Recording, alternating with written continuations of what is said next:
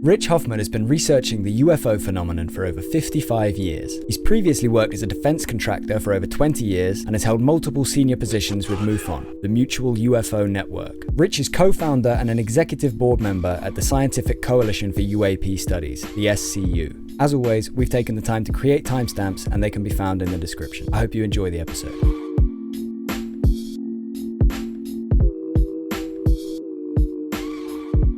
So, Rich, to start us off, can you tell me a little bit about your background and about how and when you first became interested in UAP? Sure thing. Let me first off saying I'm glad to be here with you. I just want to let you know that I appreciate you taking the time with me to allow me to voice my understanding of the UAP phenomena. It's my pleasure. It's 58 years in the making. So yeah. I got started in an 8th grade science class. Wow. Believe it or not, 8th grade science. I was 13 years old. I was late to getting into the class because I also had a band. I was in band prior to that. And I had to put away my instrument. I had to walk across a field, get over to the school, get into the class. And so I was late on this day, and my teacher, Mr. Bayshore, passed out a list of topics that we had to all do a 10-minute presentation on. Yeah. And everybody had already filled out, and the only thing that nobody put their name next to was UFOs. And so here I am. I'm putting my name next to UFOs, and I was just had no idea what they were. So I went up after the class. And I said, Mr. Bayshore, can you please tell me what a UFO is? He said, unidentified flying objects. I said, well, what are those? He said, well, have you ever seen or heard about flying saucers? I said, yeah, I've seen science fiction movies. Anyway, that's the topic. Go study it and come back and do your best, right? So bottom line is, number one, the fact that it was on the list, he knows about them, right? Yeah. So, I mean, that's a setup, right? So anyway, I go and I basically do this presentation after reading a book called something like My Trip to Venus, My Saturnian Lover, and I'm getting up and I abysmally failed at the 10-minute presentation. I said that, well, this person claims that they've been on Venus and and I didn't do anything at all to really truly study it.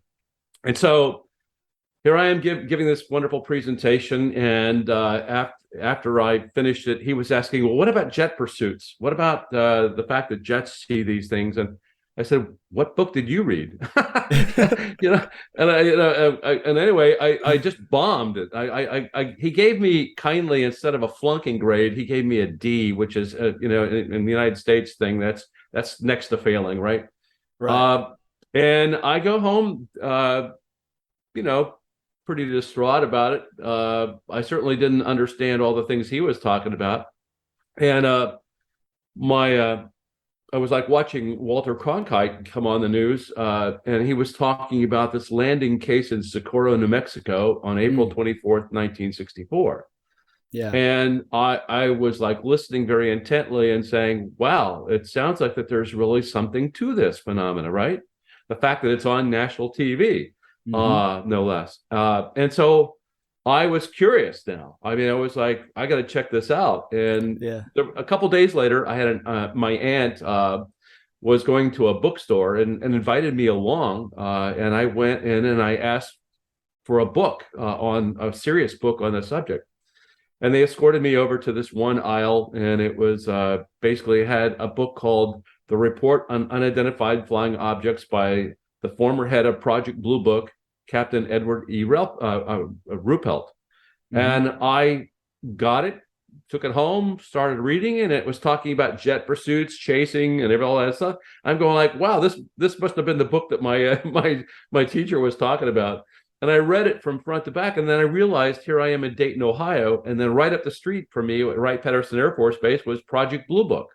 Yeah. And that, that there really is a project that's out studying it. So I became super interested and curious about the whole thing after reading that book. And I couldn't get enough books. I couldn't get enough newspaper clippings. I watched every show. I listened to every radio thing that I could hear about it. And then a little while later, I ended up giving a little talk I was a part of the Astronomical Society in Dayton, and was attending meetings, and they asked me to come and talk about it. I did. Next thing I know is I'm going around the city of Dayton giving lectures and stuff like that to a whole bunch of groups that wanted me. And then after that, there was Phil Donahue, who had a radio show in Dayton, Ohio, prior to going to Chicago and really becoming famous, had me on his show. And next thing I know, I became the go-to guy for UFOs in the city of Dayton, and was out investigating everything that went bump in the night. Yeah. And so, I mean, and then I realized that after a period of time that I just couldn't keep up with, like, ghosts and Bigfoot and everything else. Let me just focus on the UFO subject, which is what I got into. And so that's kind of like my backstory in terms of where I am. I got started, I got connected with a Midwest UFO network, which later became the Mutual UFO Network, back when it was still the Midwest UFO Network in 1969. But we had groups in Ohio that we formed to go out and to do our investigations. And I was the director of investigations with that organization. And then later on, got more engaged in MUFON and held different positions. I was up to the director level, a director of strategic projects. I was the deputy director of investigations with them. In 2017, I left my roles with MUFON, and we created an organization called the Scientific Coalition for UAP Studies, and I'm one of the executive board members and founders of that organization. And then more recently, I'm also a part of a team called UAPX, which is also technically going around and doing case investigations. So it's been quite a 58 years. Yeah, absolutely. And that's not even my day job. What's your day job? I work for Army Materiel Command. I work in I'm one of the senior engineers that they have over there in a division that is doing all kinds of incredible things around the IT world for the Department of the Army. Okay, wow. There must be some kind of crossover there. You must have spoken to some people in that job that have been involved in the UFO UAP phenomenon. Yeah, it's I mean, because I've got such a long history with this, I've gone through and seen, the periods of times when flying saucers were popular things, people could report to see them and stuff like that, to the point where, the Condon report came out, and then they pretty much closed the doors on UAPs and UFOs at the time, and put basically created the dark ages, I call it, of the period of history where, scientists can't engage in the topic of UFOs because it's all woo, and there's no reason for you to get engaged. We're not going to let you publish papers. It was just that kind of dark ages in science, as far as I'm concerned. And then, of course, you have in 2017, the announcement that the project was going on up at the Pentagon, and the fact that they're really treating it seriously. And that started to open the doors for a lot of scientists now to come out of their closets and really start to feel good. But at the same time, like you're asking me about in the military world, it also, I used to have private conversations with these people, and they would come up and tell me their personal stories. Yeah. And they knew that I was open to hearing their stories and not judging them. And so I would hear some incredible things, right? About I was on duty this, and I saw this thing, then it flew over. It was a triangular shaped object, or we were doing a live fire exercise, and here's this object that was hanging above us, and we didn't know what it was. And so you hear those kind of stories privately. Well, now you're starting to hear more of them in the hallways. They come out of private conversation to now openly talking about it, because we suddenly have, it's credible topic. You can talk about it now, and it's okay. And so the government now said that UFOs are they exist. Doesn't say that they're from interplanetary spacecraft, but it just says that UFOs or UAPs do exist, and people see them, right? And we should study them. So that's kind of it, Ben. That's like kind of like my history, and it's been wild, because my whole cube in my office is completely decked out with all UFO paraphernalia. So I mean. people will want to come up and ask me about that, and they know me, that I'm the one that's out there that's talking about it very publicly and treating it seriously and trying to treat it scientifically as well. Mm. It's amazing. There's so much we could unpack there. Like that you've just been involved with it for so long, and like you said, to see the changes and the kind of the seasons, almost like the changing of how it's viewed in the media with science and politically speaking as well. Like, yes, just unbelievable the changes you must have witnessed. There's a few things I wanted to ask you about first. So one of the things is you mentioned about the stories in the military circles.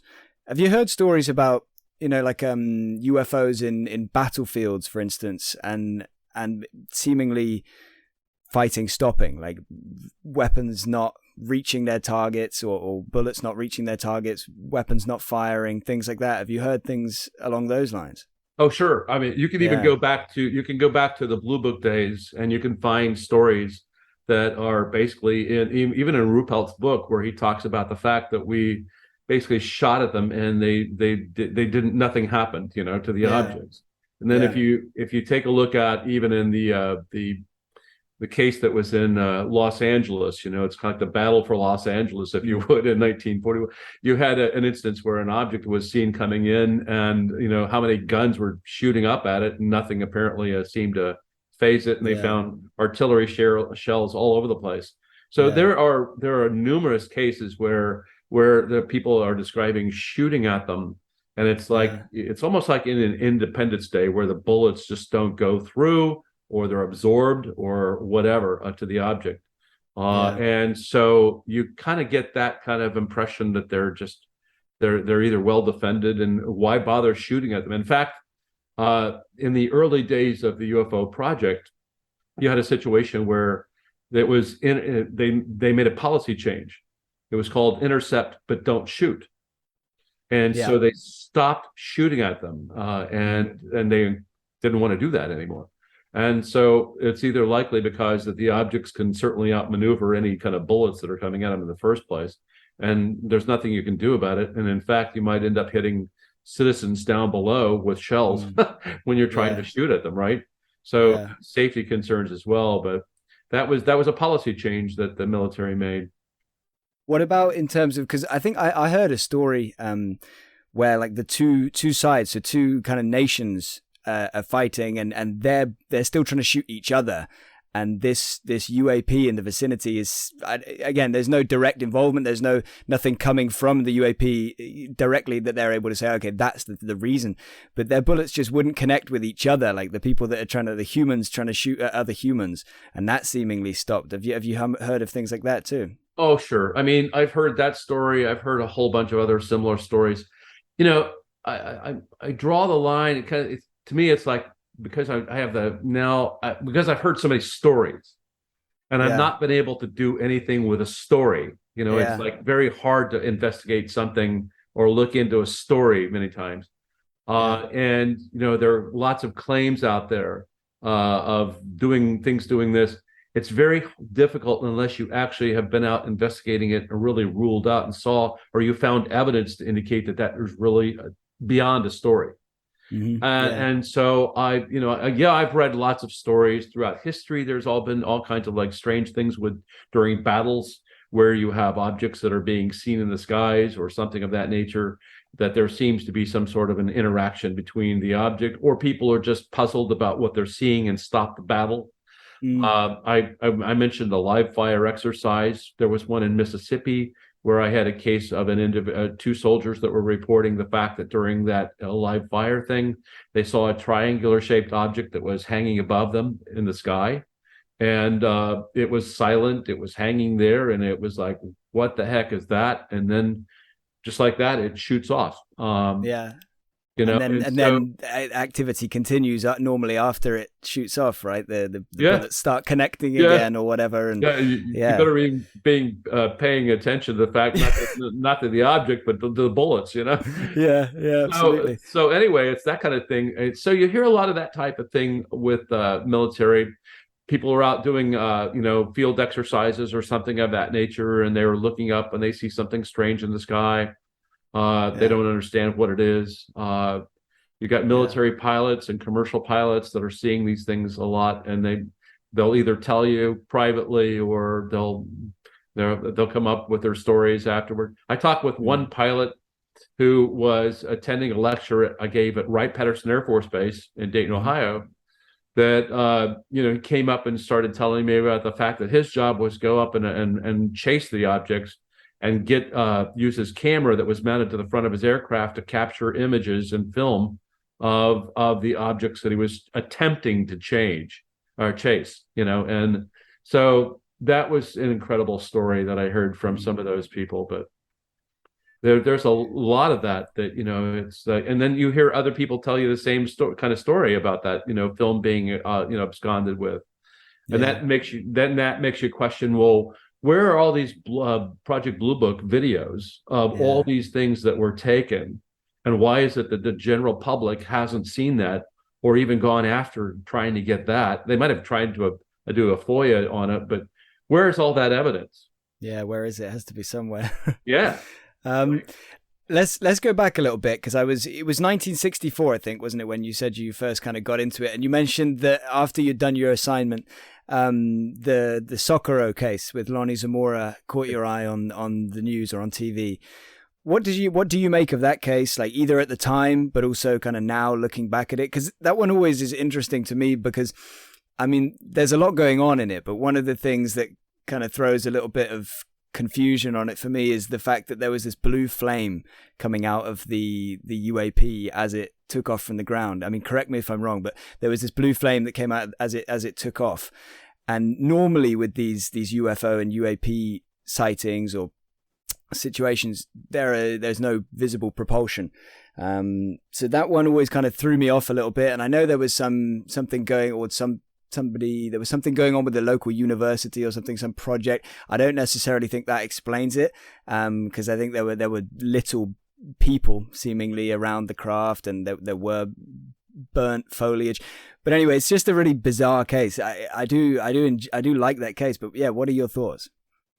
Well, certainly at the time it caught my attention, as this young kid watching the show, because it had all the hallmarks of having some sort of evidence and credibility behind it, other than just being a story, right? So you had a situation where there was some sort of scorched earth, if you would. You had at the same time some of the sagebrush that was in the area was, I think, burned as well. Mm-hmm. You had footprints and landing pad prints to the thing, clearly indicated that something was there. It wasn't just contrived. And obviously, if you had those kinds of pieces of evidence, a landing thing, well, where did it go? Did it just jump up in the air, and did a truck come in and pick it up? If it was a hoax, right? If you have a bunch of university students wanting to create a hoax, how do they get that hoax up in the air and avoid dragging it across the ground and leaving a lot more footprints, right? So, I mean, that's where you have to draw the line, that there's no other indications of somebody else that's in the area that did something. So there was some object that was there that could actually come up and go up into the air and left, right? And I'm with you in terms of well, what about objects that do all objects, are all of them silent? No. Are all of the objects the same shape? No. Are all of the objects the same size? No. Are all of the objects with landing pads? No. There's a mixture of all kinds of different things with this phenomena, which that basically, when you go back and actually study it, you'll see that there's a whole variety of these objects, and in fact, continuity is very difficult to look at. Just because we had disc-shaped objects didn't mean that all of them were flying saucers either, or disc-shaped objects. So, all right, so let's go with the blue flame. Well, if you take a look at also in 1980, you had the Cash Landrum case, in which they saw flames that were belching out of the bottom of that thing. In fact, it actually burned the pavement, and they actually got burns from it as well. So there's in that case, there was an exhaust that was coming out of it, of some sort, right? Yeah. You can go and cite many other cases in which there's been also like some sort of like an exhaust, if you would. It doesn't mean that it has to be a combustion engine and then that was actually fuel doing that. That could be, it could be some sort of an atmospheric effect that we're just now seeing, or it can be observed, which could be something it's a propulsion method. So let me give you an example about what I'm talking about there. If you take a look at the Nimitz case, yeah, all right. So you had Commander Slate indicating that when the object came up, he was in the upper berth F-18 aircraft that didn't go down and chase like Fravor did. He was staying up high with Alex Dietrich in the aircraft. When we interviewed the commander, Lieutenant Commander Slate, he indicated the fact that there was some sort of a mirage-like effect around the Tic Tac. And that's indicative of it's possibly some sort of a potential effect or some sort of like maybe propulsion, or could be some other kind of an effect that we need to study and understand about the craft itself. And that could conceivably create some sort of a color and be maybe when it takes off, it's just, pointing downward maybe, and it could look like a blue flame, right? So we have, because we really don't know how these things operate and they're not all built the same. We don't know if there's multiple origins here.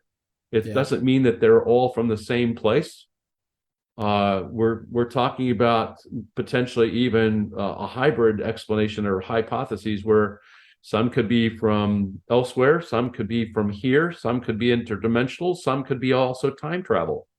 Yeah, or some could be our attempt at building something to replicate something from somewhere else. Yeah, exactly. And so, and there's been a lot of conjecture about the fact that the Cash Landrum effect that case might have been us attempting to remote pilot one or something of that nature. Maybe it was our attempt to build one and it just didn't work out very well and it caused that.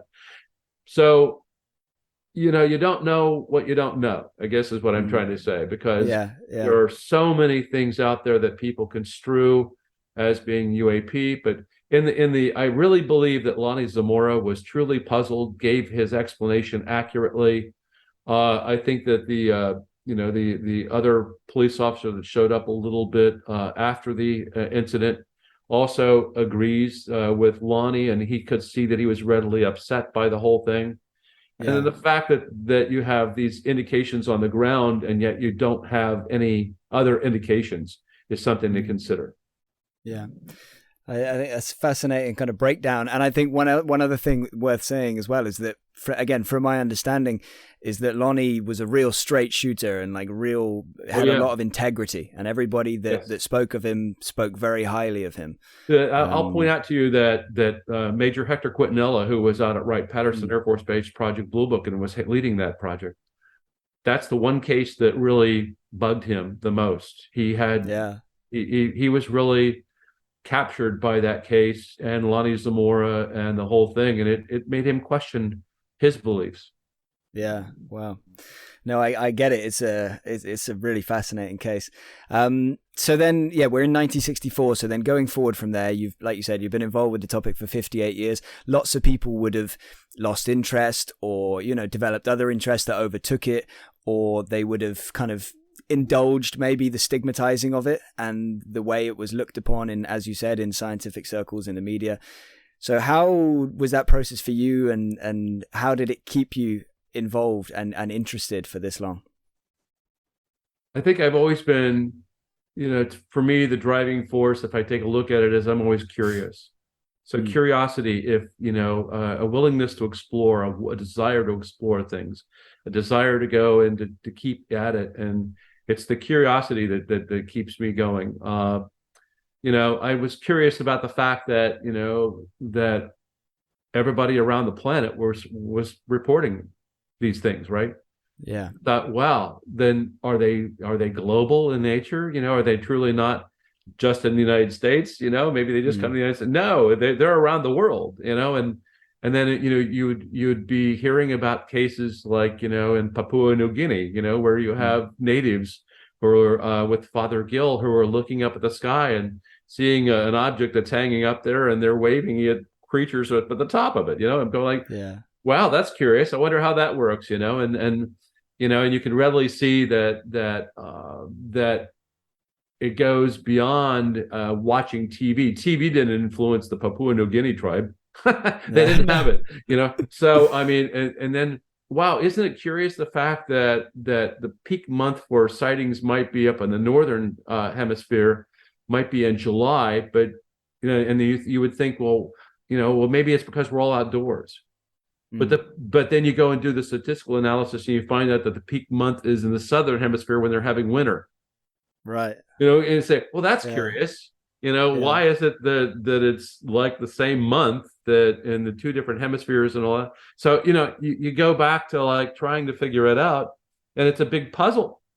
Yeah. And I love puzzles. To me, it's like, it's a mystery that needs to be solved, and it needs to be treated seriously. And, we need science to help engage it.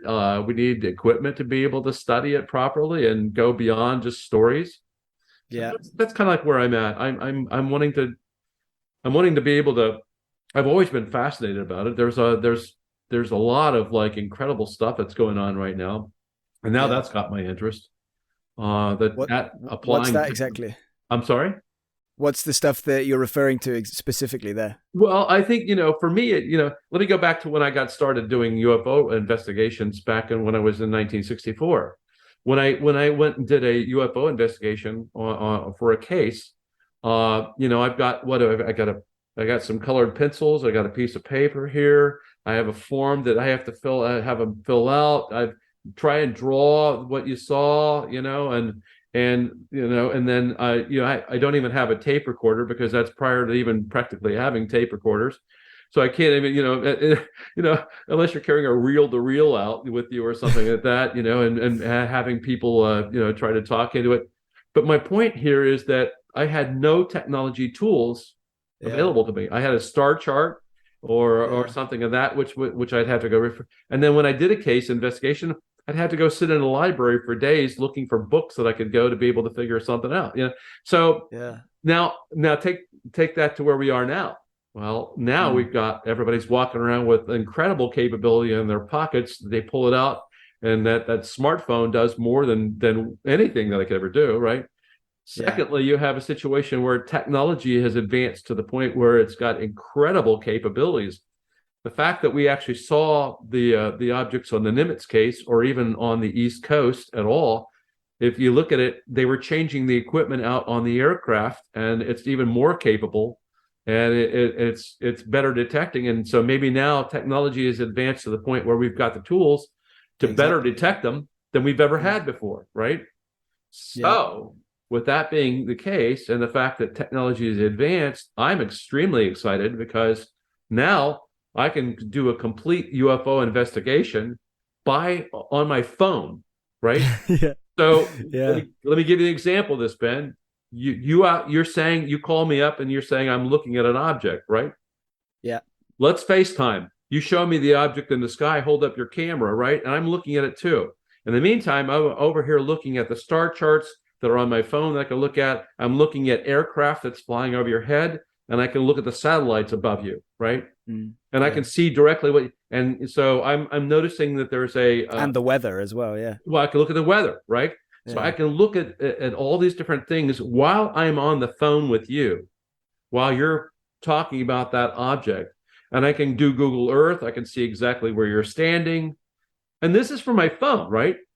Yeah. This is not me going to a library. This is not me having to go in to do this. So I can collect an amazing amount of data on just my phone and do a complete case investigation pretty much that way. So what's not to be excited about? I agree.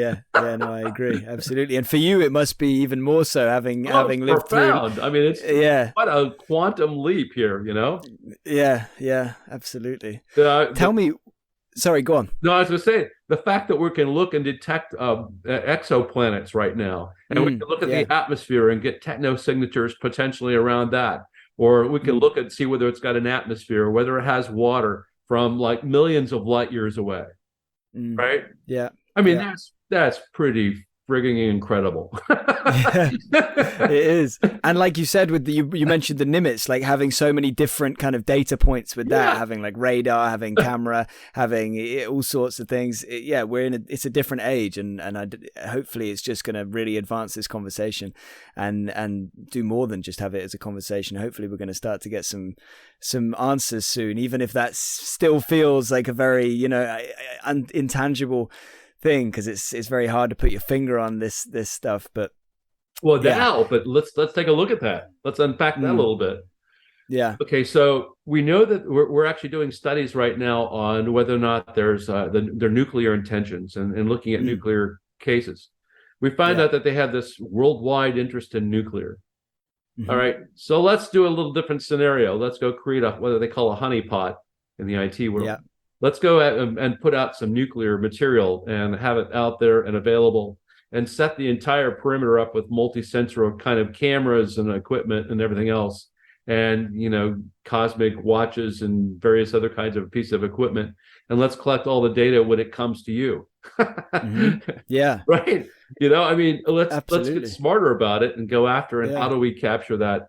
If we know that they're in the ocean and stuff like that, if we can look and determine where USOs are most commonly reported, then potentially we might be able to go to those spots and set up the equipment and be able to get smarter about the objects that are there, right?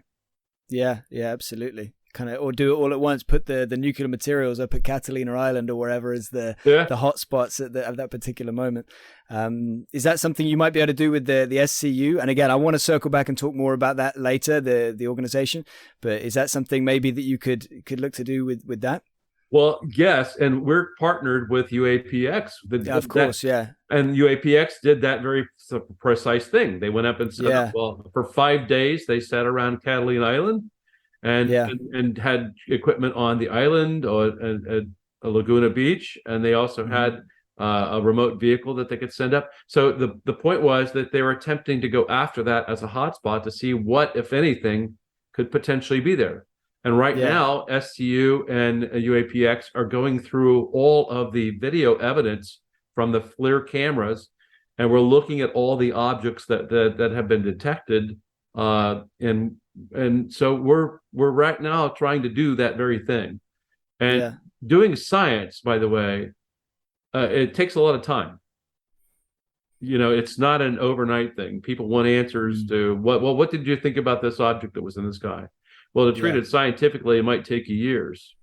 And so just another point that I want to make to a lot of the people out there that are watching the show, because it's not an immediate answer. It's always a long-term study. It took us 2 years to be able to publish our paper on the Nimitz case, and it took about 2 years to do the Aguadilla Puerto Rico case as well. So it's a lot of work, a lot of analysis that has to go into it. When you take a look at a video that's even like the Aguadilla case, it was 3 minutes and 54 seconds. We had to break it into 7,027 frames and look at each pixel. Every pixel that's practically in that where the object was. So there's a lot of work that goes into that. Yeah, definitely. And I think it's important that you do it right, and you don't rush it, because otherwise everybody's going to hate you for that. And rightly so, obviously, if you rush it and do it overnight and chuck something out, some half-assed attempt. Yeah, no, completely. So tell me a little bit about your views early on the subject. Now, let me preface it by saying, of course, UAP represent all matter of different things. So we can just kind of say some UAP seen by people are going to end up being weather. Some are going to be some space debris or whatever, satellites. Some are going to be planes. Some are going to be drones, but maybe human drones, like commercial drones, whatever. There's going to be all sorts of different things. We're talking maybe about the more extraordinary ones, the smaller percentage of the overall. So what were your thoughts on that kind of element of UAP earlier on, say when you were, I don't know, in your late teens or 20s? And then I would like to hear the contrast with your thoughts on that now, and maybe how that's changed, if that's changed, and what that process was like. Well, let me put it to you this way. When you're going out and doing a case investigation, you're listening to the witness, right? What did the witness experience, right? And they're trying in their best way to be able to describe what that strange experience was that they had, right? And realizing, of course, that they're generally the vast majority of them are not familiar with what's up in the sky. And there's an ever increasing amount of things up in the sky that now confuse people, right? And so, but they're trying to describe in the best way, shape, and form, something that doesn't conform to anything that they know of or experienced before. So there's a little bit of like on their part, there's a confusion, and you're trying to listen to the words, and you're trying to take down all that they're saying. Really, was it a disc-shaped object? Can you compare it with something? Can you talk about it? Could it have been, if it was directly overhead, was it circular? But then if when it went away, you noticed that it was on the edge, that you could see that it was actually disc-shaped, something like that. So you had to get all these different kind of nuances from these witnesses and very carefully listen to what they're saying.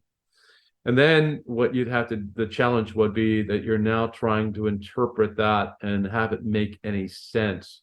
Not that all things were nonsense, but I mean, again, it's, you're trying to understand that and conceptualize, well, what could this have been?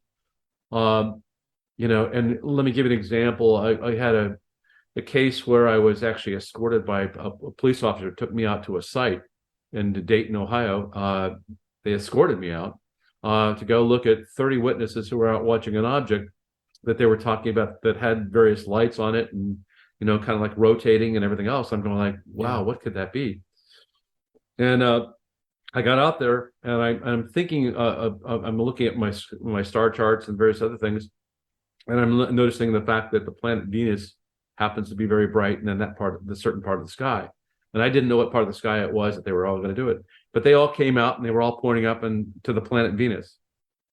So 30 witnesses here. None of them had any astronomy experience. None of them had checked anything out. And they're all describing the planet Venus. And the coloring effect is the scintillation in the atmosphere that you typically get, and with lights coming through that atmosphere. So anyway, bottom line was that took a lot of people by surprise. And then the other thing was that suddenly when there were people that were listening to the police monitors that came running outside and also saw the same thing.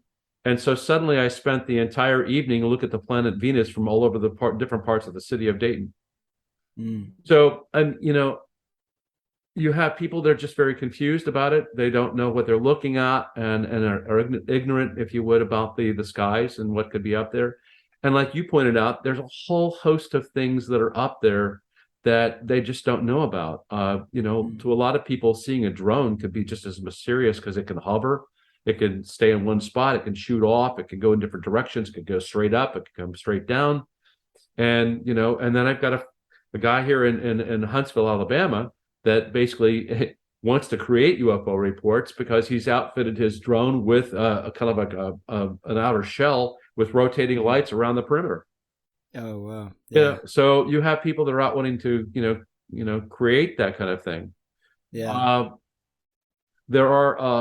There's just a tremendous amount of things that you have to go through when you do these investigations and try to make some sort of rational understanding of what they potentially could be seeing that could be a fit for it. And then you're trying to find out, well, was there actually an aircraft or something like that in that area at the time, and confirming that because you have to, that's a level of grunt work that you have to do.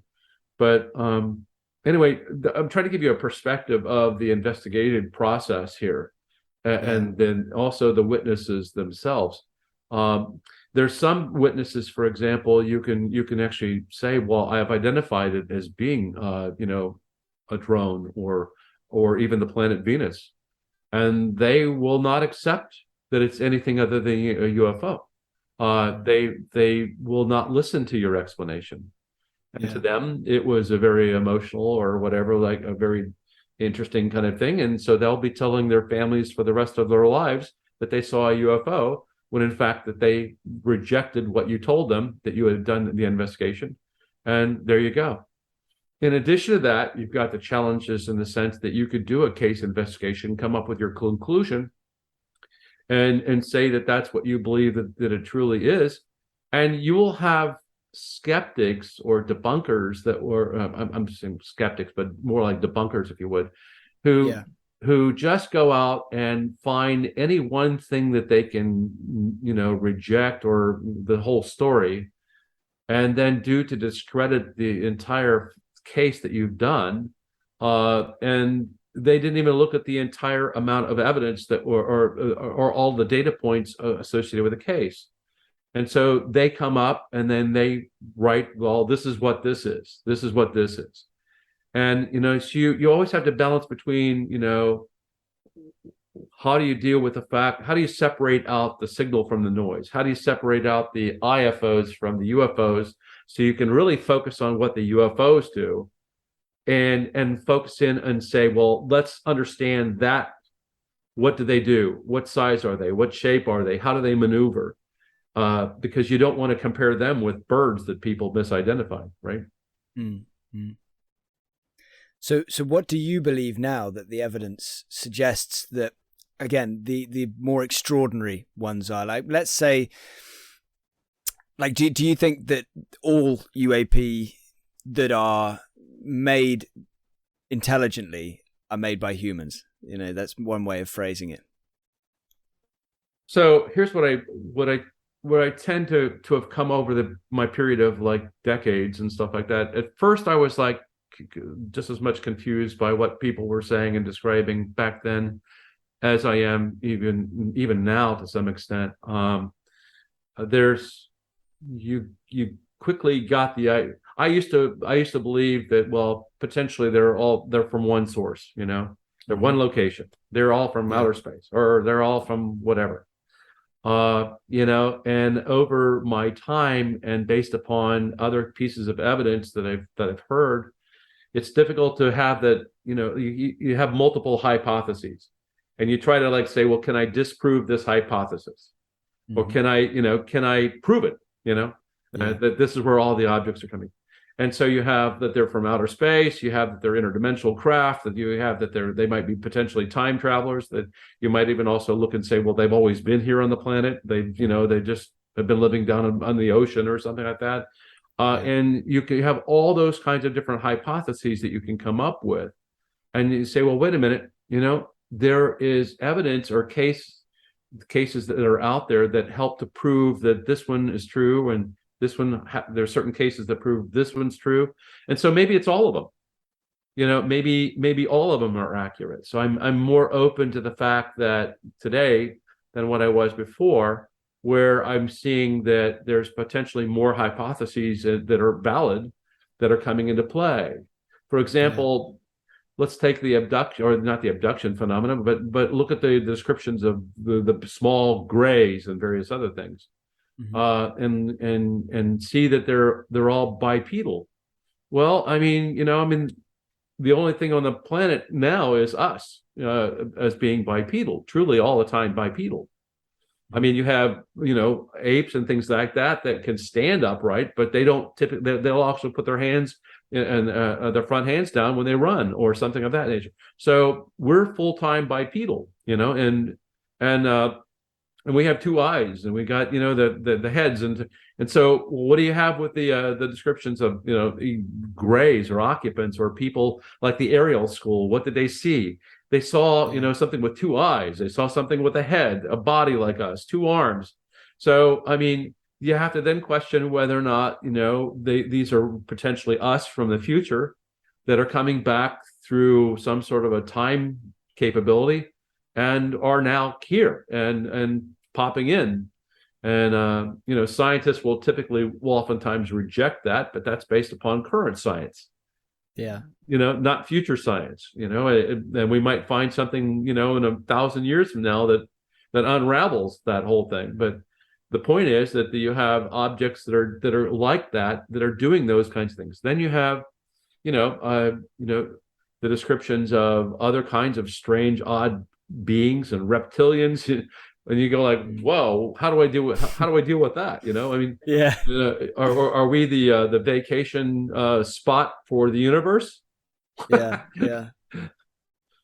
There's a lot there, isn't there? There's a lot of, you have to kind of speculate a bit, don't you, when you're really trying to think about what it could be, right, other than the prosaic explanations, which when we get to a point where we say, okay, we don't think everything can be explained away prosaically, then we get into that kind of speculation of, but also, like you said, it's not all pure speculation. We're also following witness statements and what people say they saw and what people say they experienced. Yeah. and let me tell you, Ben, there's a lot of people that have never done case investigations, never talked to witnesses like that, and so they're going on, their beliefs are based upon what they see on TV, or what they read in a book, or what they see in a magazine, or something of that nature, or what somebody told them. And so sadly, that what I'm trying to tell you is that they're, because they're not doing that, they're not fully studying it. And so this is what we oftentimes see with like astronomers that are well known, and I'm not going to mention names, that might come out and make their stories well, this is all bogus, and they haven't spent 5 minutes on it. Yeah. They've never done any investigation. They've never looked into any of that cases that are out there. Never read a serious book about it. Nothing. And or even not even looking at the book, go out and talk to the witness. I mean, go out and find out what's actually out there. And so that's where we run into all kinds of, everybody's got an opinion on it. Everybody's got their own beliefs about it. And where is the actual truth and scientific evidence that we want to look at as scientists to help us really truly understand what is going on versus public opinion? Let me ask you a slightly different question here, kind of a bit of an easier one and a quick one. You just mentioned something that made me think of it. You mentioned people getting opinions from TV and things. What would you say is the most accurate UFO UAP movie or related movie? It could be kind of an ET-esque movie as well, but what's your maybe you think the most accurate? Well, I have to tell you that it's, to me, it's like I thought there's been a number of science fiction. I love science fiction. I mean, I love science fiction shows. I like watching the shows, and trying to and I don't try to sit out there and evaluate them and judge them to the nth degree and criticize them and all this other stuff. I just go with the enjoyment of just watching them, right? That's fun. Yeah.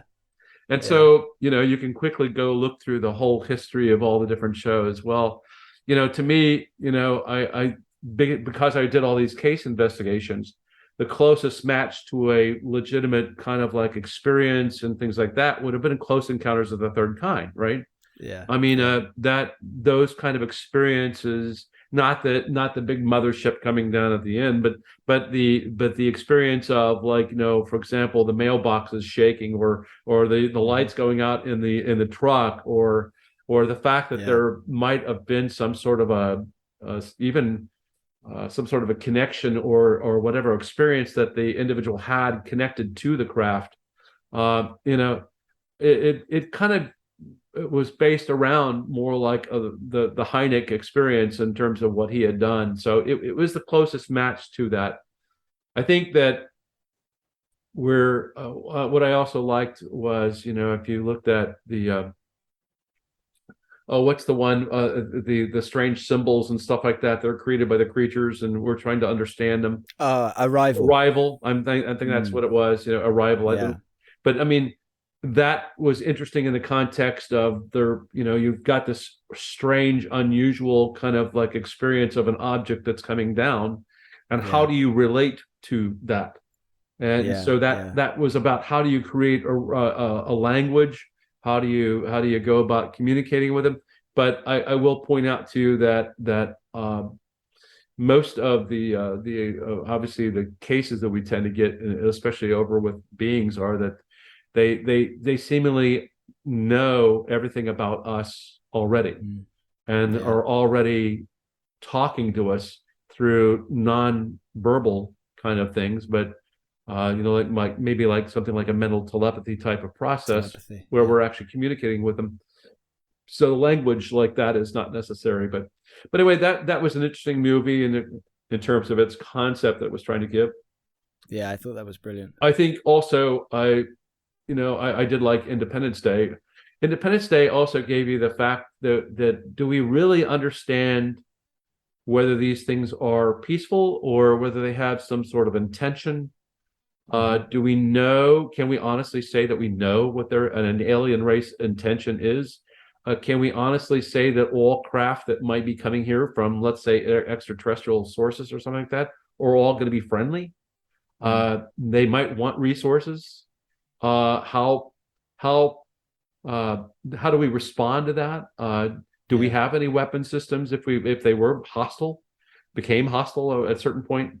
And the fact that they're hanging around nuclear materials and nuclear sites and nuclear production sites could be viewed in two different ways. Number one, that they're trying to stop us from being able to blow up ourselves, which would be a nice way of looking at it.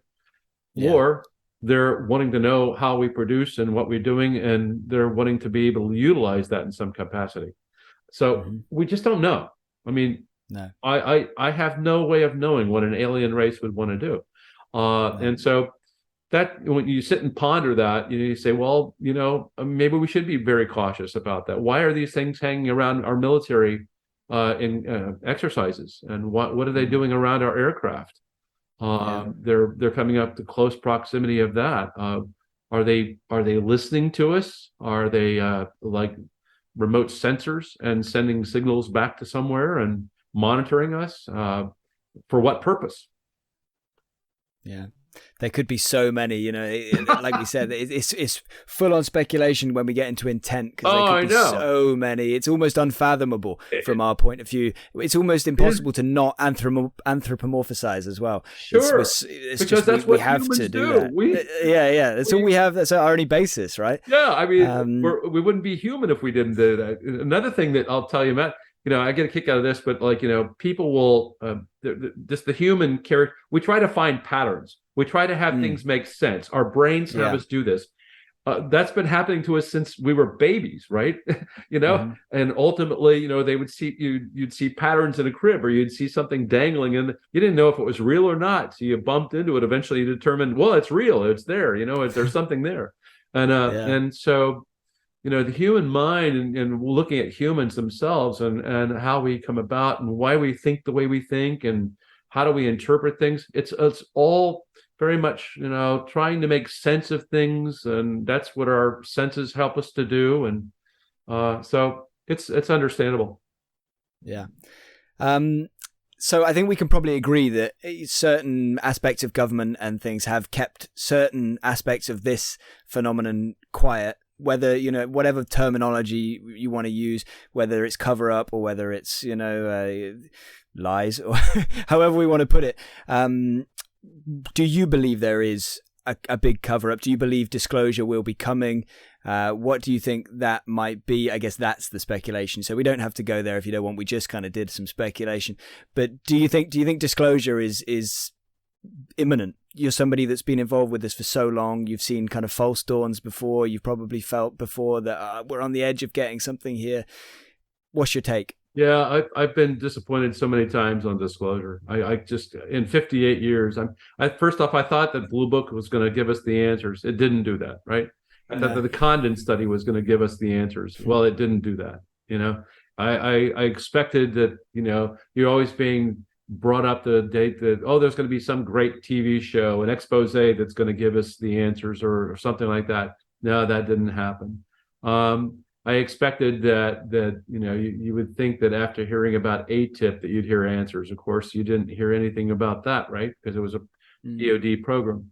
The other thing is that there's all this UAP task force, which are they're giving out reports that are basically just it's cursory information. Nothing that's significant there. Because I work in the DoD world, I understand the notions of national security. I know the implications of national security, and I know that I'll probably be called on the carpet if I ever divulge some of the things that I'm aware of. But so I'm always have to play that delicate balance between, I'm wanting to know. So can I find something that's behind the secret doors, if you would, and there's a lot of people that are just as confused in the DoD about the subject of UFOs as there is outside of the area. Yeah. But going back to the notion of cover-up, I pointed out to the fact that, well, where's all the video evidence that was collected by that pilot back in the days? Who's got that? Where is that all being? And the Edgar Mitchell video of something, remember? Yeah. So, I mean, you take a look at that and you just have to say, well, wait a minute, it's all sequestered off somewhere. Where is that think tank that's got all that's analyzing it? How is it being utilized or disseminated or whatever?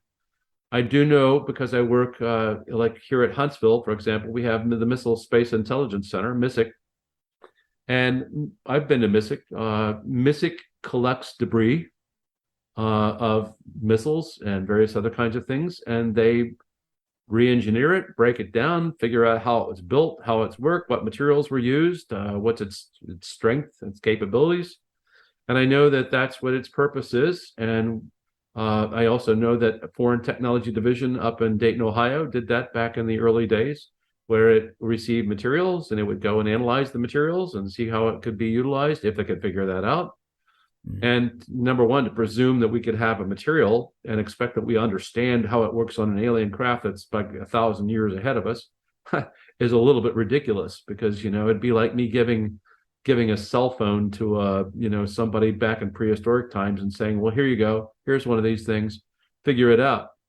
And or even me, if everybody was wiped out in a national disaster, an international, a global disaster, and I was the only person left, I'd never be able to recreate an iPhone. No chance, no way. Well, that's my point. So going back to we just are whoever's got this is probably trying to work it out. And let me also clarify. Everybody wants to just throw this and say that it's the United States covering it up. I think that many governments around the world are also doing the same thing, right? Yeah. They've all see this as a potential, a benefit, that whoever gets to the answers of what these things are is going to have the upper hand in knowing how to develop craft to do that type of stuff, and also to be able to utilize it for their own benefit, right? Either as a weapon or war peace or whatever. But I think that every country on the planet is also curious about it and trying to go and seek as much as it can about it. And so the United States is not doing anything, I don't think, anything different than anybody else is. No, except arguably maybe they know more, maybe. But so just to get the kind of the short answer, would you expect that we will get any kind of big, again, it doesn't have to be everything, but any kind of big disclosure compared to what we have now in, say, the next few years or even decade? You don't sound particularly optimistic on it. Well, again, I've got that, I've had my hopes dashed for a very long time. Let me put it to you this way. If I looked at disclosure from the context of, let's look at it different ways, right? So there's been a tremendous trove of all kinds of documents and everything else released by the CIA, FBI, and a whole bunch of information that's being passed through FOIA exchanges. There's a tremendous amount of data and papers and conversations that have been made available to us already. In some respects, that is disclosure as well, right? Yeah. A lot of people don't spend their time reading every one of those documents that have been passed out. And if they did, they would find out readily that there's a lot of concern about the subject of UAPs and a lot of UFOs. And and people are just as puzzled, even when they write these things, about knowing where they are and who they are, which is why we're sitting back and saying, are our adversaries that have this technology? Are they ours? Or do we have a secret project doing that type of work? And I think it's kind of like maybe potentially all the above.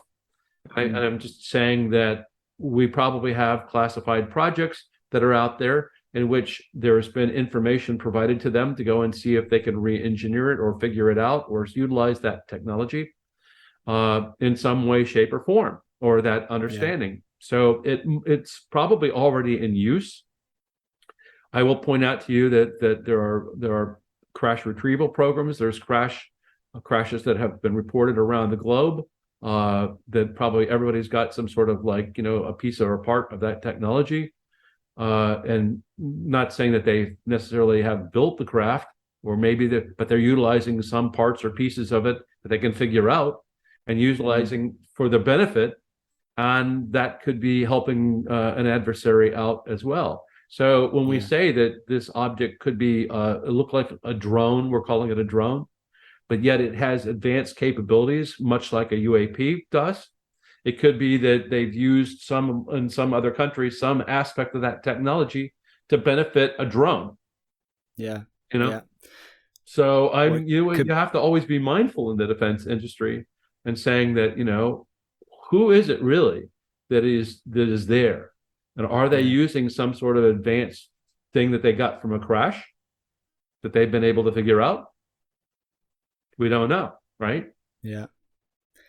You made a couple of key points there. I mean, I think disclosure, I think it's a good way to look at it, that it's a process. It's a long process, and it's not necessarily a planned process. It might be, but it might not be. And I think we are in the midst of more information constantly coming out. What were you going to say? So I was just to say, Ben, what's that magic announcement going to be? The announcement would be the fact that we've got some sort of a presence here that we don't understand where it's from. Yeah. We haven't got any answers to that. It's not like they had a little license plate on the back of the car, like on the vehicle, and we're looking at, this one's from the planet, wherever. These objects can move at interstellar speeds. They can be down here on the ground 1 minute and can be moving at interstellar speeds, which places them on the other side of the universe in just a month. Yeah. At the speeds that are reported and tracked. If you take a look at the fact that the Nimitz object, when you do the calculations on it, was over Mach 50. Mach 50. That is interstellar speeds. Okay. That was going from 80,000 feet to just like about 10 feet. Well, the objects were dropped in a second, right? But the timing of that particular object was about 20,000 down to the sea level, and it stopped in less than 1 second after it went 20,000 feet. Right? It stopped. Yeah.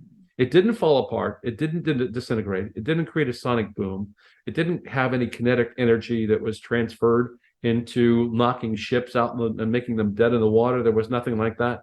There was no. It's not aerodynamically sound in our atmosphere according to the way we build things. So there was no means of propulsion that was clearly evident. So what can do that? Yeah. And so. Yeah, when you take a look at those kind of like details and you try to like put that in and say, well, okay, well, so they could be from anywhere, right? They could conceivably be from another planet. They could be anywhere and moving at those speeds, right? Yeah. So it's a big puzzle, and we don't have any of those answers, but we sure like to. Yeah. Absolutely. You kind of alluded to this a minute ago, but let me ask you kind of directly. So again, from all your research and years in this and all the people you've no doubt spoken to, is it your understanding or belief that somewhere some human has, or some group of humans have recovered a craft that was constructed by a non-human intelligence? Well, yeah, without a doubt. A lot of people want to debate and recreate the Roswell case, but if you take a look at the Roswell case and you do look at the evidence, and the evidence being the data points that people talk about, and if you look at the cover-up that was associated with it, if you look at the continuing cover-up after the case happened, and you look at the multiple the lies, if you would, that came out trying to cover it up. It was a mogul balloon. It was a weather balloon. It was a mogul balloon. It was something. All different kinds of explanations. The evolution of the lies. The evolution of the lies. And the fact that is amazingly enough that the government's real good about trying to keep records and protecting them, and you can envision something like the Indiana Jones, the big warehouse with all the wonderful carts of information in it, but all the records from that particular base that had that experience and stuff like that are all gone, and nobody can find any records about it. And yet it was the base where they had the aircraft like the Enola Gay that would fly off and drop bombs. Wouldn't you want to have that record, that all those records and well kept and secured and everything else and for your future use? So Yeah. you get my point, right? So Yeah. there's lots of different things that are there that just, and the fact that you have, the intelligence officer, going out and saying, well, look, it's all over the field out here. Well, that's certainly bigger than a weather balloon. A weather balloon would tear up and it's maybe in like one little section, but here's shreds of this material that's all over the place. Well, obviously, you would have the government then coming in and collecting all that stuff. They would want to know what it is. They would want to check it out, and so logic will tell you that that's the case. So you get what I'm saying. And then also it's also very curious that you have the Battelle Memorial Institute was connected to Project Sign, Project Grudge, Project Blue Book as being the think tank that I talked about with the contract working on that thing. And then isn't it curious that the materials that were allegedly taken to Wright-Patterson or Wright Field at the time that were taken up and flown there, that you would naturally take it there and first off, then they would be re-engineering and looking at that. But isn't it interesting that some of that material would not have gone to Battelle in Columbus, Ohio, and that they would have been looking at it and then eventually passing it out to labs to look into it. And then if you follow the thread of nitinol or shape memory alloys that came from Battelle Memorial Institute, and nitinol came to the Naval Ordnance Labs. That's the NOL in the nitinol, which is nickel titanium Navy Ordnance Lab, and it's doing the same kind of thing that the memory metal was, or the shape, the fact that you could crumple it in your hand and it would return to its shape. That's precisely what you had at Roswell, right? Yeah. So the natural flow of the things within the military would be that you would pass it off and you would have it looked at and see how you could utilize it. And that's actually done with the shape memory alloys that you see that's being created, right? Well, yeah. Where do you think a craft, say there is at least one craft that's vaguely intact, where do you think that would be stored? Do you think it would be within private aerospace companies within the US, say, kind of Lockheed's, Boeing's, companies like this?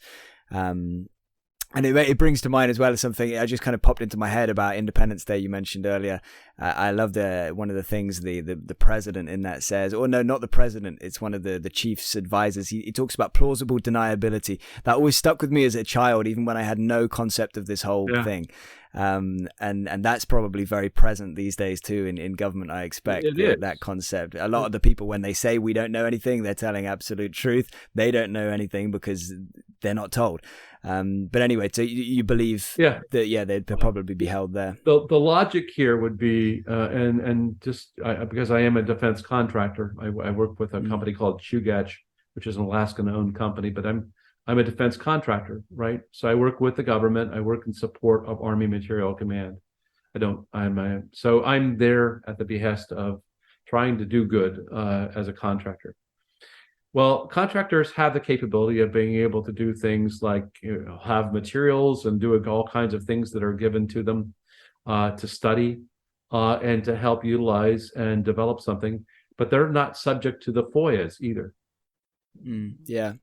Right? Yeah, it's a so good point. If I want a perfect place to be able to hide things, I would be doing it with the defense industries and going that way. And then that way it gives me as a government worker, if I were a government worker, plausible deniability that I really don't know anything about that because, I don't know what's going on in Lockheed Martin. I don't know what's going on in Boeing. I don't know what's going on in Raytheon.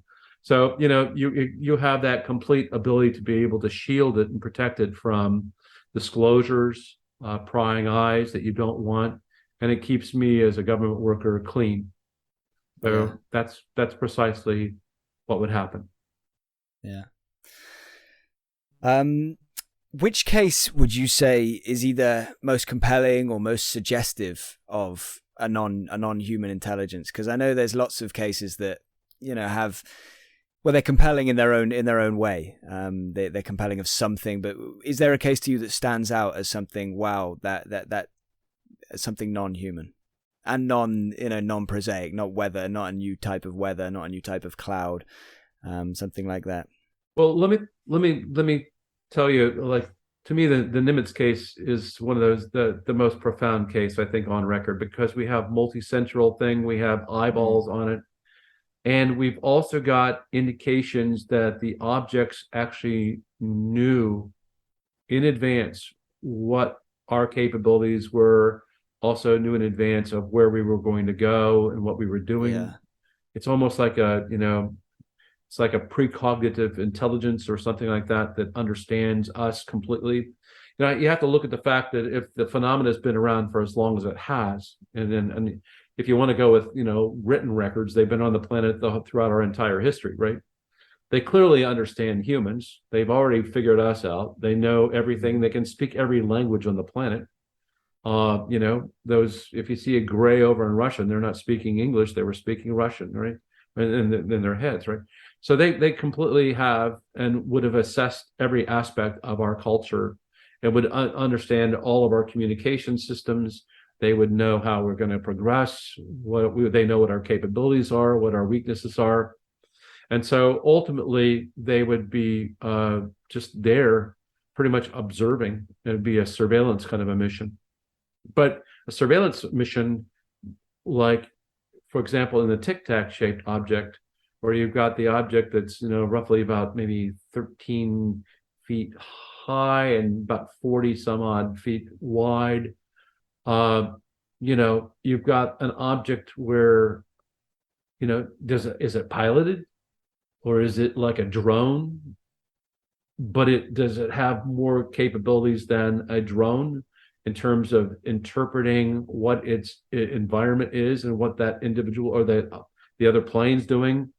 How did the object know that Fravor was going to go back to the cap point? Yeah. And yet it went to the cap point, which would have been discussed in an early briefing aboard the ship, to designate where that cap point was. But somehow that got communicated to this Tic Tac, so that it knew where to go. How did it know that? How does it avoid us and want to play games with us in terms of, like, when he's circling around and going down, it's circling around as well, and then so there's a lot of like that where there's indications, if you look at the data points here again, that it tells you that they understand us very thoroughly and very, very well. And that's why we have this project that's looking at nuclear intentions. What was going on at that nuclear facility that would have been an interest to that UFO at the time that it appeared? What was it about? What did it do? Did it hover? Did it circle around it? Did it do something very unique that would give you an intention that you could go with?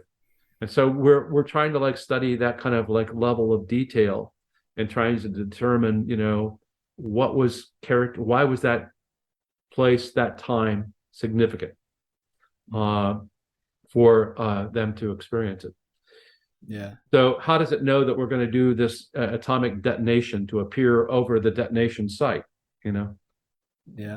It knows everything about us. Whoever they are, know and can think and know what's going to happen to the point where they can anticipate that.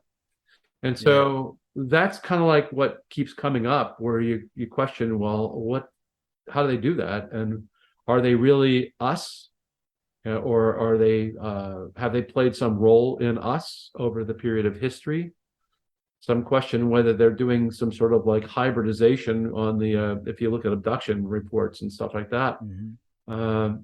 That's being created. Well, okay, well, what does that tell you? Well, could be that they need their genetic pool in the future is limited, and they come back and get some genetic material, and that gives them some diversity, and that overcomes issues in their time period if they're time machines. Could they be also playing a role in our genetic evolution? Could they have been doing that all along? Again, this is all speculation because we don't really know, right? Yeah. But you're trying to sit back, and the human mind wants to make sense of nonsense, and that's where we struggle the most. But and I'm just sharing with you my 58 years worth of trying to make sense out of nonsense, right? Yeah, focused on one of the most data rich cases in ever.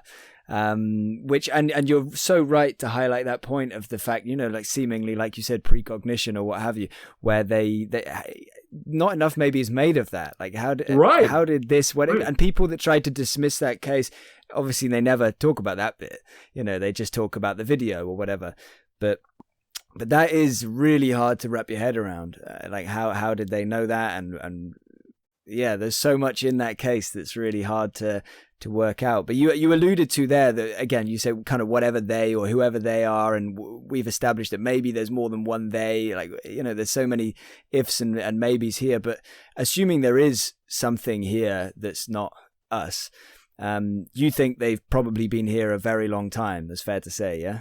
Oh yeah, I mean I've read Jacques Vallée's work, The Wonders in the Sky. And that's from recorded kind of information. He had a team of basically language experts that were going out and looking through literature in different cultures. Wow. I haven't read that. And putting that into a book. And Chris Osbach worked with him to do that.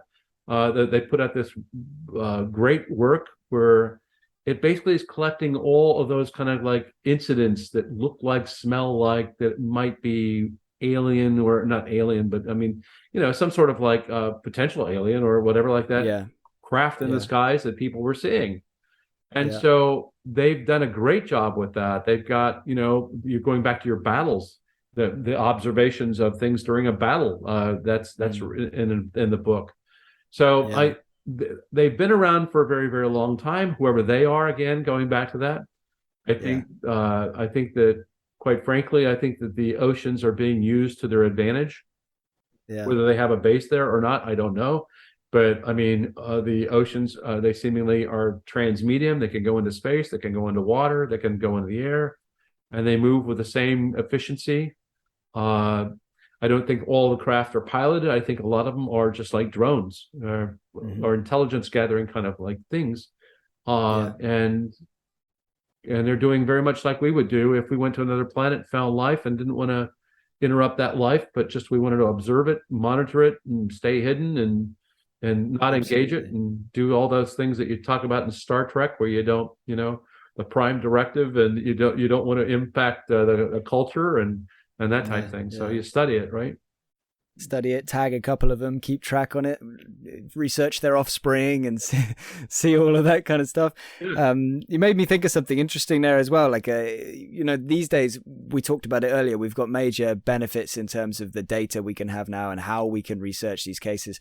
But in a way, the older cases, and I'm talking kind of over 100 years ago, over 120 years ago, they're way easier to, there weren't things in the sky. There weren't things like planes. There weren't drones. So yeah, exactly. You can eliminate drones and airplanes and everything else from that. Yeah. But I will say this much, that, I mean, when you have rocks and things that are coming out of the sky, that would be unheard of, right? Back in those days, it's like, how can a rock come out of the sky? Well, wait a minute, it's a meteor, or something of that nature. So those can be, misconstrued, but even there, you're seeing observations, even in history, where it didn't have a tail to it, or it didn't have anything like that, right? And it stayed up in the sky, and it stayed in that one spot, What does that, Yeah. Or even battles, like I think it's Nuremberg. There's that famous, sighting. Sighting feels like a briefer thing. I think this lasted quite some time. I think the debunkers like to say it was a sundog or something along those lines. But it's a fascinating case. Tell me, or tell us a little bit about the SCU, the Scientific Coalition for UAP Studies. How did that come about? You obviously co-founded it. How and why did you do that? And tell me a little bit about what the organization does. Be happy to. So in 2013, we were basically we were handed a video. That was the Aguadilla, Puerto Rico video that I mentioned earlier that happened. and it was passed off to someone who knew us and was in Florida by a pilot in Miami.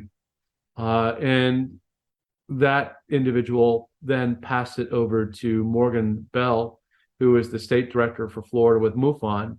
And Morgan got it, and then had a chance to chat and actually go aboard the Dash 8 aircraft, or aboard a Dash 8 aircraft, and see the type of cameras used and stuff like that. But anyway, they were told that they wanted to treat it seriously. They had made previous attempts at trying to get it passed up to the Department of Homeland Security, and it didn't go anywhere. Nobody was interested. Mm-hmm. They passed it off to the Air Force, and the Air Force said, well, we don't look into this stuff anymore. We don't, and they didn't appear interested. And so the people aboard, the four passengers, or the crew aboard the Dash 8 down in Puerto Rico, wanted to get answers, right? So they kind of worked it over, and then Morgan decided to be able to create a team of people that were serious scientists in MUFON. And I was the at the time I was the deputy director of investigations and STAR team manager, as well as also the state director for Alabama as well as Mississippi.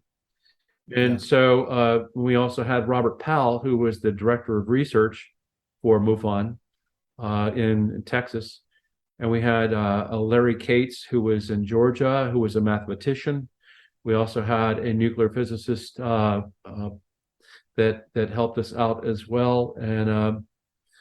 And so we forged this team of 5 people that were basically looking at this video, and we spent 2 years breaking out the entire aspects of the video. We took the video and separated it into I think 7,027 frames, but we went down to individual pixels using a tool called that ImageJ that you can get from the National Institute of Health, which allows you to do things like enlarge things up to 800 times, or get down into looking at individual pixels and cells in the photograph. Wow. And doing a whole bunch of, kinds of like analysis on it.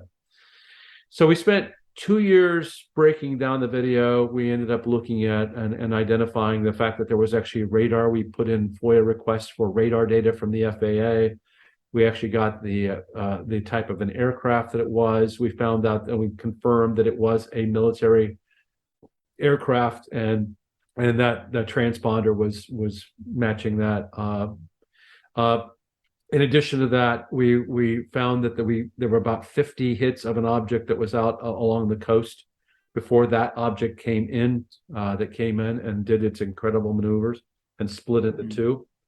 So that was that case created the team. And then as we went along, we had all signed non-disclosures, and we couldn't talk about it with even MUFON.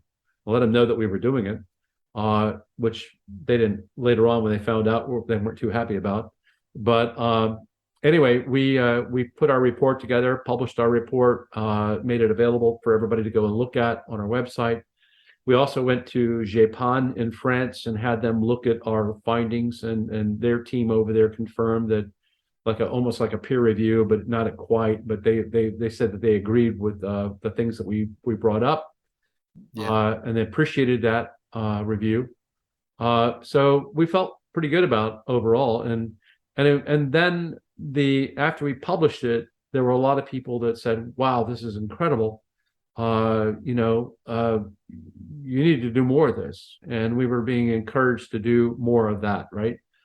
And so we thought about it, and we saw that it was best for us to depart MUFON.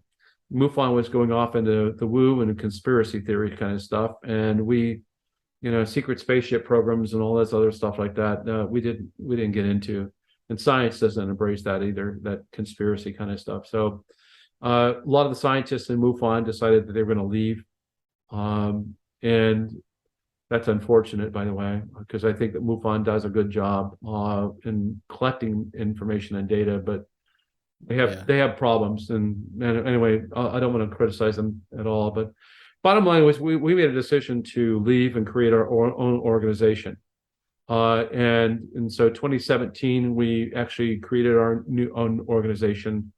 And it was dedicated to all using scientific methodologies and scientific principles to study the phenomena.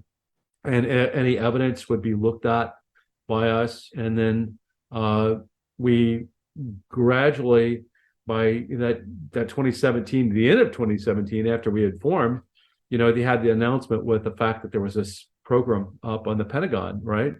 And so suddenly we started to see an insurge of a whole bunch of scientists and scientific-minded people that wanted to come and join us and become a part of SCU. And now we're up over 220 people that are like that. A vast number of them have PhDs. Most all of them have advanced degrees. And so we've got pretty much every discipline covered. We've got everything from psychology to psychologists to chemists to physicists to we have sociologists. And so it's a multidisciplinary look at the phenomena now, which is great because you can look at it from different sides, and we're all collaborating with each other on projects and working different projects to do that. And so it's very exciting, Ben, to see where this is all coming and where it's going. And to the point now where we're invited to go over and work with Japan in France.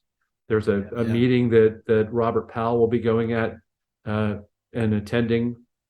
I, along with Ryan Graves, are going to be going off to NATO and presenting at NATO in Bologna, Italy. The University of Bologna has academics all coming together along with the NATO people to talk about the subject as well as other things. They have a desire to be able to get into the space domain, and so we're talking about entering the space domain, and that's brought up the whole topic of UAPs. So they want to talk about that, and so we're happy to go over and educate them on that and see where that goes. So it's exciting times, a lot of incredible things. You got Project Galileo that's going on with Avi Loeb, and hopefully something will come from that. But there's tremendous and exciting things going on in the non-DoD world that I think personally needs to happen. And we can do that, but at the same time, engaging NATO in the DoD type of world and stuff like that is also exciting.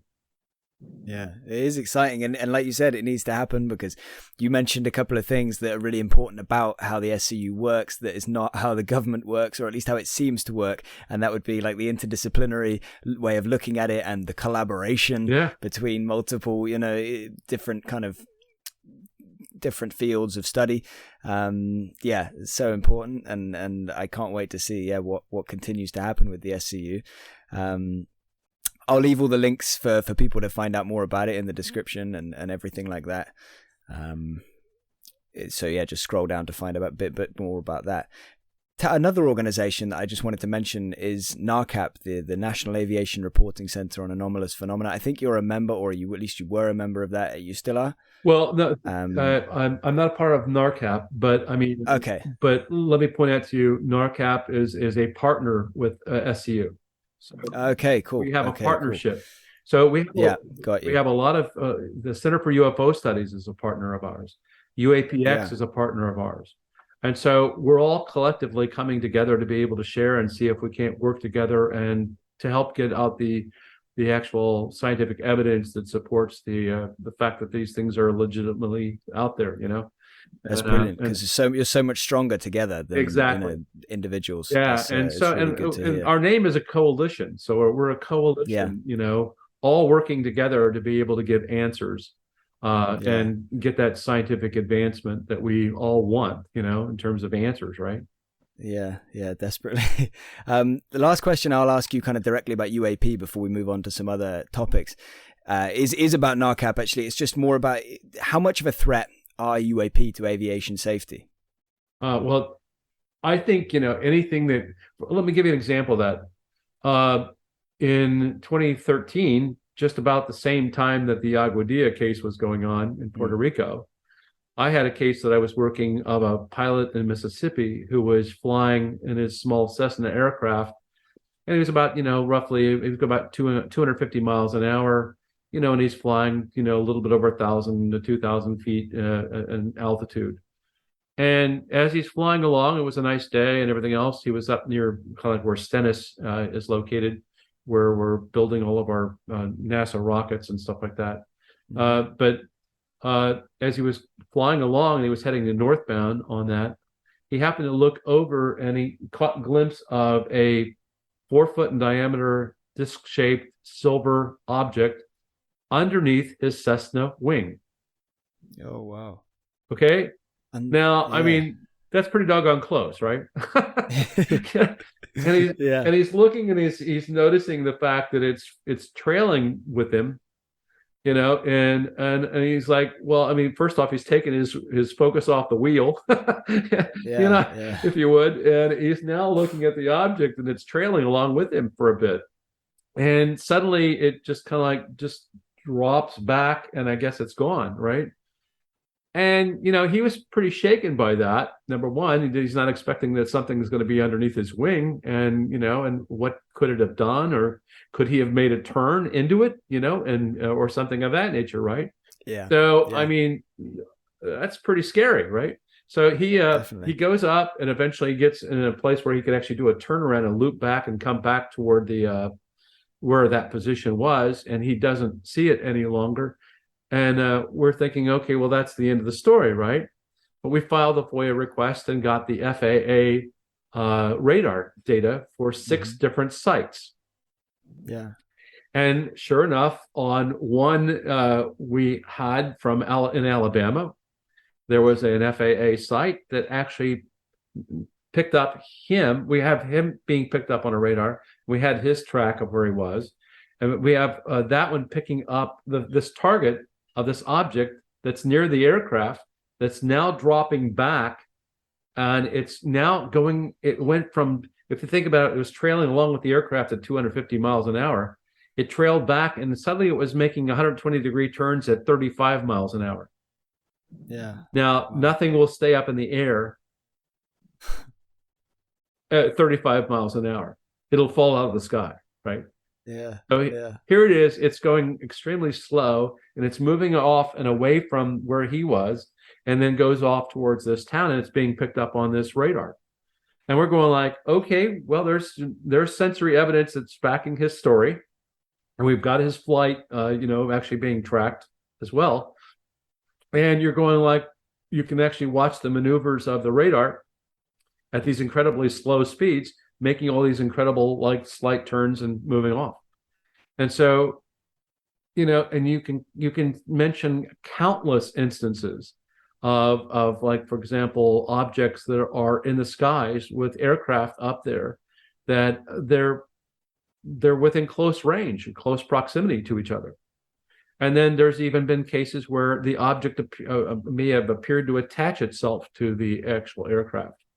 So, if you look through the NARCAP data and information, you'll see very strongly that Dick Haynes and Ted Rowe and that whole group have been able to well document all of the safety concerns about the phenomenon, to the point where now you have an F-18 pilot off the East Coast, Ryan Graves, and his squadrons that are encountering these like spheres and squares, if you would, that are up there in areas where they're not supposed to be. Those are military designated spots where no aircraft should be and flying. And yet there they are. Well, what happens when an F-18 going at speeds hits one?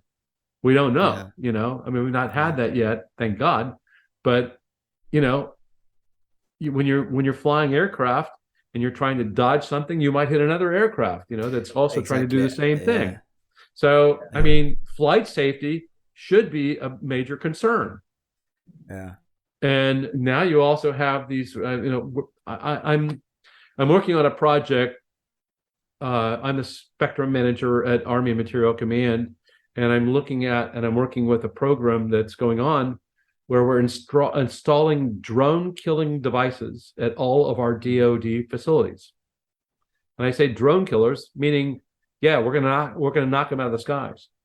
We're gonna know where the operator is, and we're gonna be able to go after the operators. And why are we doing that? Because there are a lot of incursions of these unknown drones that we don't know what their intention is, that are hanging around nuclear facilities, hanging around military locations, flying over near our ranges where we fly aircraft, that you don't want to have a safety issue. At the same time, you've got those things doing that. And so you have to know, now you have to separate out, well, is this a drone or is this a UAP, right? Because potentially UAPs might be doing the same thing, right? I'm talking about the things that we don't understand being associated with the drones. And so is this an adversary that is circling around the perimeter? For example, that's what happened at the Palo Verde plant in I think it's in California, Palo Verde. But anyway, there was a plant there that has nuclear stuff. And bottom line is that you've got them objects that are going around the perimeter, around the fence line. And what are they doing? Surveying the installation? Are they looking at the perimeter and its defenses? What are they doing? And yet they're gone. And there was like 3 or 4 of these things, I think, that were going around the perimeter for a half an hour. So now you have to look at it from the standpoint that there's potentially our adversaries are collecting intelligence, or something we don't understand is there. And how do you separate out a drone from a non-drone, I guess, if you would? And so, but we're installing acoustic sensors. We're installing, everything from spectral kinds of cameras to all kinds of other kinds of detectors, radar, to be able to detect any objects that are coming into our perimeters. And we're doing that all across the DoD because of these concerns. Yeah, wow. Again, hopefully some answers soon. Before we change track a little bit here, is there anything else you briefly wanted to say about UAP before we do move on? No, it's just been an exciting time for me, and I appreciate all the people that even pay attention to me at all. I'm thrilled to be able to share what my experience is on shows like this. I appreciate you having me on. I appreciate the fact that people continue to do the study and not just buy every story that they hear. I would encourage all of your people to be very critical thinkers in terms of that, and really do the homework. Spend more than the 5 minutes looking at something and just really getting into it and studying it. And part of the issue is, where do you find credible sources? There are credible sources out there in terms of information, and I would encourage them to do that. But again, I just want to say that I encourage people to be open-minded, not rush to judgment on the subject, and to really, be curious and explore it like I was. And hopefully they'll find their own answers. Yeah, I love that. Those are 2 of the main things I kind of describe this podcast as: curious and open-minded. So I absolutely echo that statement. And you need to keep those attributes to talk about the stuff that we're going to delve into now for a little bit before we finish up. So yeah, we kind of briefly spoke about it beforehand. Kind of potential survival of consciousness and things along these lines. I get the impression you also have a keen interest in this. You mentioned to me you've reviewed countless cases of NDEs and reincarnation cases. You also mentioned that your wife actually had an NDE herself, a near-death experience. Would you be able to share that? Would you be happy to share that in as much detail as you or she feels comfortable, that you could go into? I'd love to hear it. Well, sure. I mean, I go back to the fact that because I'm curious and open-minded, I've also looked into a lot of different strange and odd things. I think it's just, again, it's human nature to do that. I was curious about Bigfoot, but I didn't want to become an investigator and researcher in that either. So I leave it to the ghost experts, the Bigfoot experts, to do what they want to do. I focused on the one thing, but I have had a very, strong interest over the years in the kind of like the some people want to put it in, again, fringe kind of like areas of science, but it's the fact that, you know, we are conscious beings. We do have consciousness, you know, and you're always like wondering, well, like, why do we have that, or how do we get that? How does our senses come together to be able to bring us some understanding that I'm looking now at a camera and I'm talking to you, Ben, and you're real and you're there, and you know, going back to the baby in the crib, wondering if that little rattle thing up above him is real and wanting to touch it, right? So, you know, there's always those things about like, why do humans exist? Why do we exist at all? What is our purpose on this? How do we shape our understanding? If evolution is accurate, how do we get to the point where we have this kind of brain that can do these types of things and see these things? And, you know, to me, it's fascinating. So I've spent a lot of time looking at, you know, science videos and evolution and understanding how that would even begin to work, and, you know, look and getting to understand nature itself. You know, what does a salamander see, and what is its perspective on the world? You know, what does a fish understand about, you know, the world, about, you know, about it? So when you start to explore that, and you want to go and do that, and, you know, and then you start to like look at that. And I've spent a lot of time looking and delving into these things, and I've had, you know, when you're certainly having conversations about UAPs, there's a lot of people that have interesting stories that they want to talk about, experiences that they had that mystify them, right? Mm. You know, and so, for example, you might have somebody that said, well, you know, I just want to tell you about the story. This is kind of weird, but I know that you're into UFOs, but I want to tell you my story anyway, you know? So you listen to them, and then, well, I happened to see some like ghost light apparition, ghost kind of like appear, and I found out that was my aunt who just died, you know, and she's like 10 miles away, and I didn't know that she died, but yet here she is in my bedroom, right? Yeah. And you're going like, okay, well, that's kind of interesting. Or, you know, and then that takes you into like delving into it more, and you start to find out that other people have these same kind of experiences as well, you know, and it's not just one person, it's, again, many, you know, are having it. You know, the ones that will open up and talk about it, you know, and exactly. That's part of the problem. And a lot of people keep things quiet. They don't talk about it because they're afraid that they're going to be, you know, laughed at or whatever, like humiliated or whatever like that. And so they don't tell you about it. And that's the same problem even with the UAP thing. But I mean, so, you know, you do have these conversations when people feel comfortable and they can tell you about their strange and odd experiences. And then you start to realize, well, wait a minute, there seems to be a lot more of that same kind of thing going on elsewhere. And so then that says, well, what could be causing that?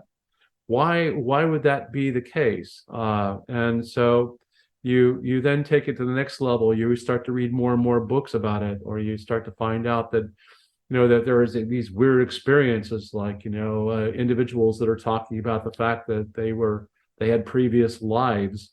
You know, and they can express in great detail all the aspects of that, which later on you could verify.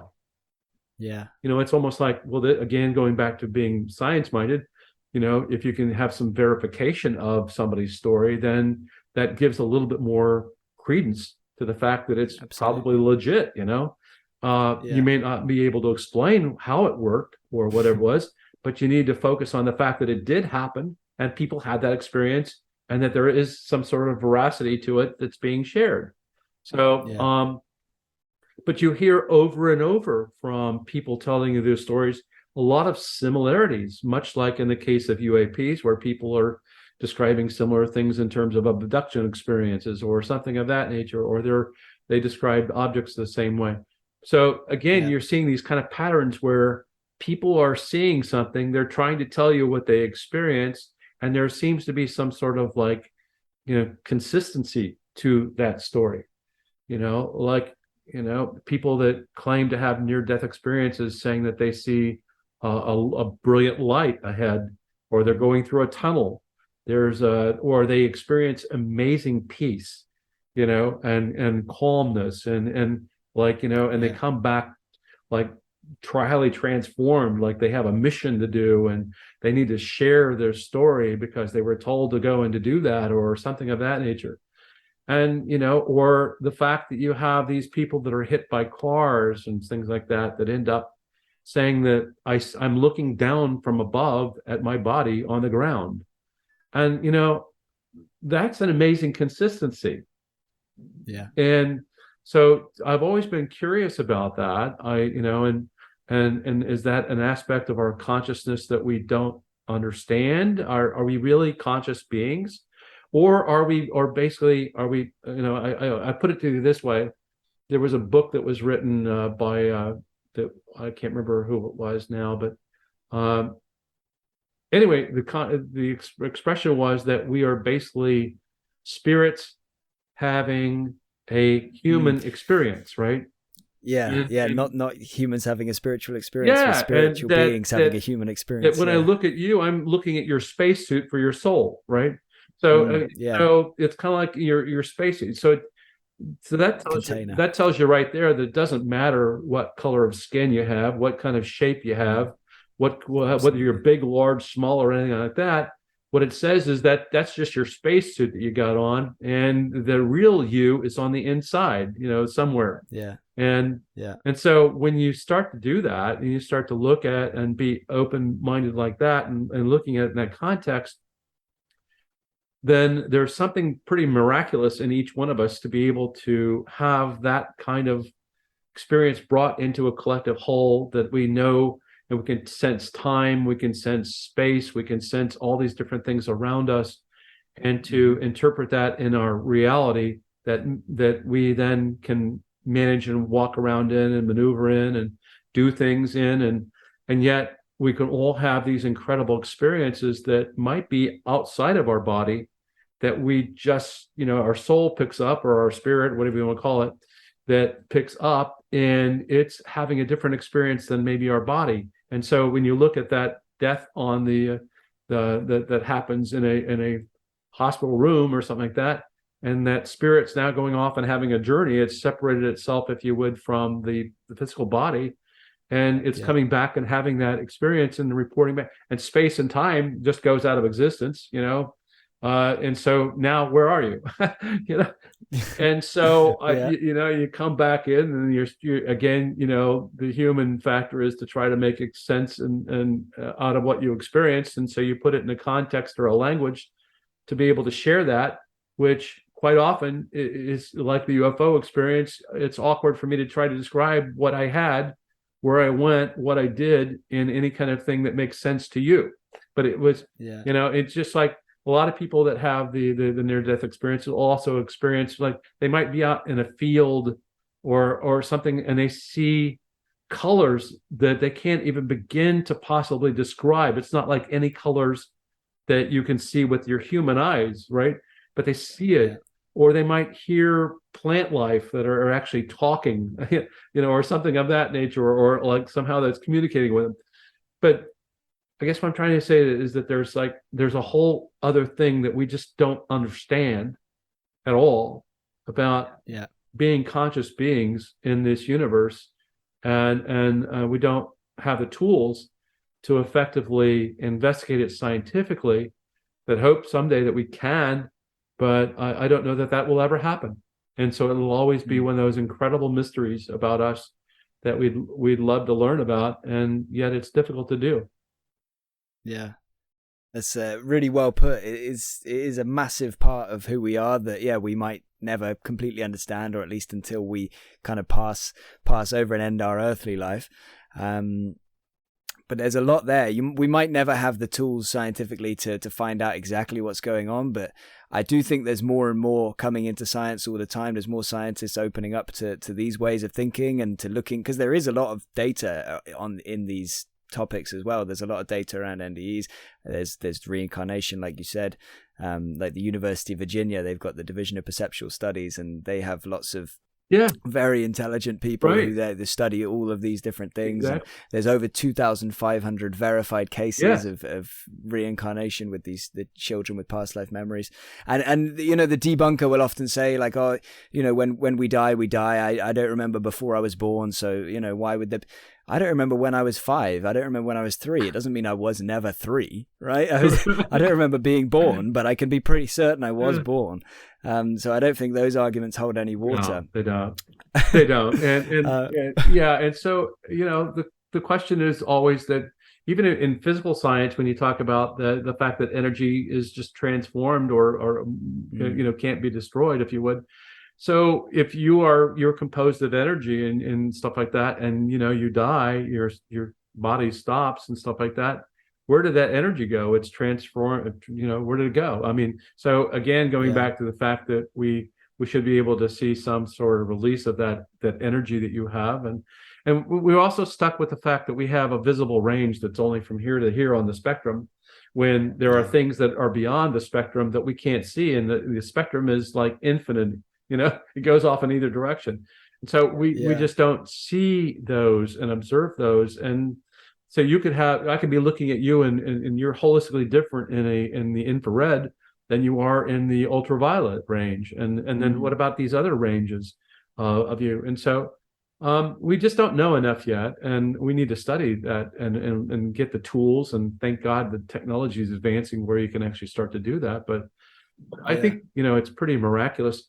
I think that going back to I mentioned that my wife had an experience. When I first met her, I realized that she had an injury as a result of a car accident, and she was actually flopping on the pavement and then stopped flopping from being hit by as a pedestrian, by the way, and thrown 20 feet and landed on her head.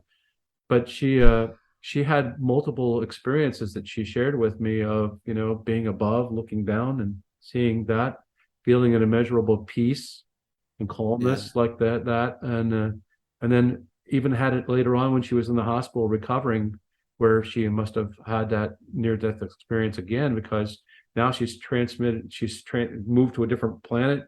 She feels like that she's also entered into at one point into a snowy region where there was like a wolf, and she went inside the wolf, and she could actually feel the cold ground and that type of thing. And then she was brought back.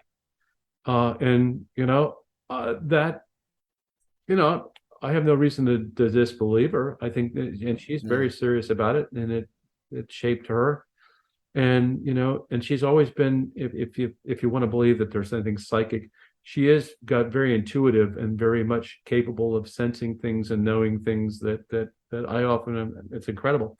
Whether it's just that she's got a better sensory apparatus than I do, whatever, that's probably what it is. But she shared that, and that others have shared similar stories to her, and they're quite curious. I'm curious about even the remote viewing aspects. I was going to ask you about this in just a second. That's brilliant that you've gone on to it. Let me just interrupt you for 1 second to say that it's fascinating that you mentioned that she feels like she has those kind of abilities, because I've spoken to quite a few people recently, like Dr. Bruce Grayson and Professor Marjorie Woolacott, who are, she's a neuroscientist. And these people have mentioned to me that, when people have an experience like a near-death experience, that they can actually, it's quite frequent that they will then have these abilities that they notice, like, or either whether it's intuition or something else. That's quite a frequent correlation there between the two things. So maybe it came from that, or maybe that enabled it to be brought out. But sorry, carry on if you remember what you were saying. I was just going to say that it's always uncanny to me. We'll be at a point where she's actually describing seeing something that I don't see, where we might be getting ready for bed or something like that, and she said, I see something, and then I'm going like, wow, that's pretty incredible. And she's describing it in great detail. And I'm going like, well, is this person doing something or whatever like that? And she's describing. So that's how incredible capable that she is. That is also matched over in the remote viewing thing, where you can actually talk to the individual and say, well, what are you seeing? Can you back up? Can you move through time? What you're seeing looking like a month later? And if you read any of the stories on that are in the books about remote viewing and do any of that else, you'll see that a lot of these people, like Joe McMahon Eagle and all these others, are able to do that type of thing with incredible clarity. and can Yeah. describe things. And so that whole remote viewing thing is about you getting into a state of mind where you can actually see something, be in a different space, time, whatever, and describe it in great detail to somebody who's actually, writing it, recording it. You might draw something, and you can, and do the best to be able to replicate it. And so you read those and you hear those stories, and they're fantastic. I mean, again, it's about going back to the fact that things we don't understand about our consciousness and how we can get to a certain maybe state of mind and then experience that detachment from our body, and go off and whatever you want to call it, do astral plane or, but I mean, you go off and you can do these things and come back with amazing clarity about it. And so I even made a recommendation that my wife go up to the Monroe Institute and even check into that. Well, she never did, but bottom line is, I've often thought that she might have done some incredible things with it, but be that as it may, she chose a different path. Yeah. I mean, I would imagine there's probably loads of people out there that have abilities like that. But I use the word abilities because I don't really know how to word it. Yeah. It's such a year ago, this was all totally alien to me, accidental pun. But yeah, I wasn't into this topic at all until I, did the research and took the time to look into it and look at the scientific evidence, which there is, the data. And it's fascinating. And I just really mentioned, Ben, that, that even in science, when you look at the quantum world and stuff like that, and I've spent a lot of time also studying the quantum world, if you would, and that whole universe of quantum. If you look at the whole concept of the fact that you can have entangled particles that could be separated at a great distance, but they're still entangled, tells you that we're probably very much connected to a lot of things that we don't understand, not yet anyway, but we're made of quantum material. And so guess what? Are we entangled with something else somewhere else? I mean, you have to personalize that and say that that's very logical that would be the case. And then let me also give you one other thing. Right now you're thinking, where is true intelligence located? Is it located between those thoughts that you're having? What made you think that, that next thought? Yeah. What made you do that? Where does intelligence truly reside in us? And is it between the thoughts? And so, that level of understanding. And so that led me also into getting into and really studying a lot of things like Deepak Chopra. I've been curious about reading things like that. The Wulu masters, that's another example of a great book that's getting into the strange, odd things about us. And then just discovering a whole bunch of other things, from reading and exploring. And YouTube is a wonderful world. It can be detrimental in one respect, but at the same time, it can also be very positive. And I watch a lot of TED talks, and I watch a lot of other kinds of shows that are on that dealing with quantum mechanics and the quantum universe, dark energy. I mean, you got to understand that 95% of the universe is not visible, and we don't even understand what the heck it is. We only know what 5%, the universe 5% is made up of the physical universe that we see. But there's 95% of the universe we don't understand, we can't see. Yeah. So meanwhile, people make out we have all the answers. Exactly. Yeah. We're so far away. We're like toddlers stumbling around, aren't we? We just don't know. We have no idea what we're capable of, really. Precisely. And so I go back to looking at what science claims that it knows and believes now. Can you imagine what science might be like in 1,000 or 100,000 years? Oh, yeah, absolutely. If we don't wipe ourselves out. Yeah. Exactly. And so the potential there is that we could advance way further than where we think that we are. And ultimately, we might have some better answers down the pike in terms of that whole consciousness thing. But right now, we're still very ignorant. And in fact, a lot of people they dismiss it. They don't go into the science of that. Yeah. And they don't study it. And that's unfortunate. Yeah, it is. I mean, if and when we get to a point where kind of alleged psychic phenomena, or what seems to be psychic phenomena, is accepted and is then able to be studied at large by mainstream science, imagine like the advancements we're going to make. Imagine if this is something that everybody has an innate ability to, with. Imagine once we really start to study it on grand scales, the things that could be done and the things that could be understood, and like you said earlier when we were talking more about UAP, like and the the they, whoever they are, we kind of mentioned potential precognition and potential telepathy and things that point towards these things. Either it's maybe something universal, or like you said, there is still that small chance that it could be something, maybe it's us in the future. I don't know if I think that's likely or not, but it's certainly something I wouldn't rule out. But there's a whole fascinating universe here.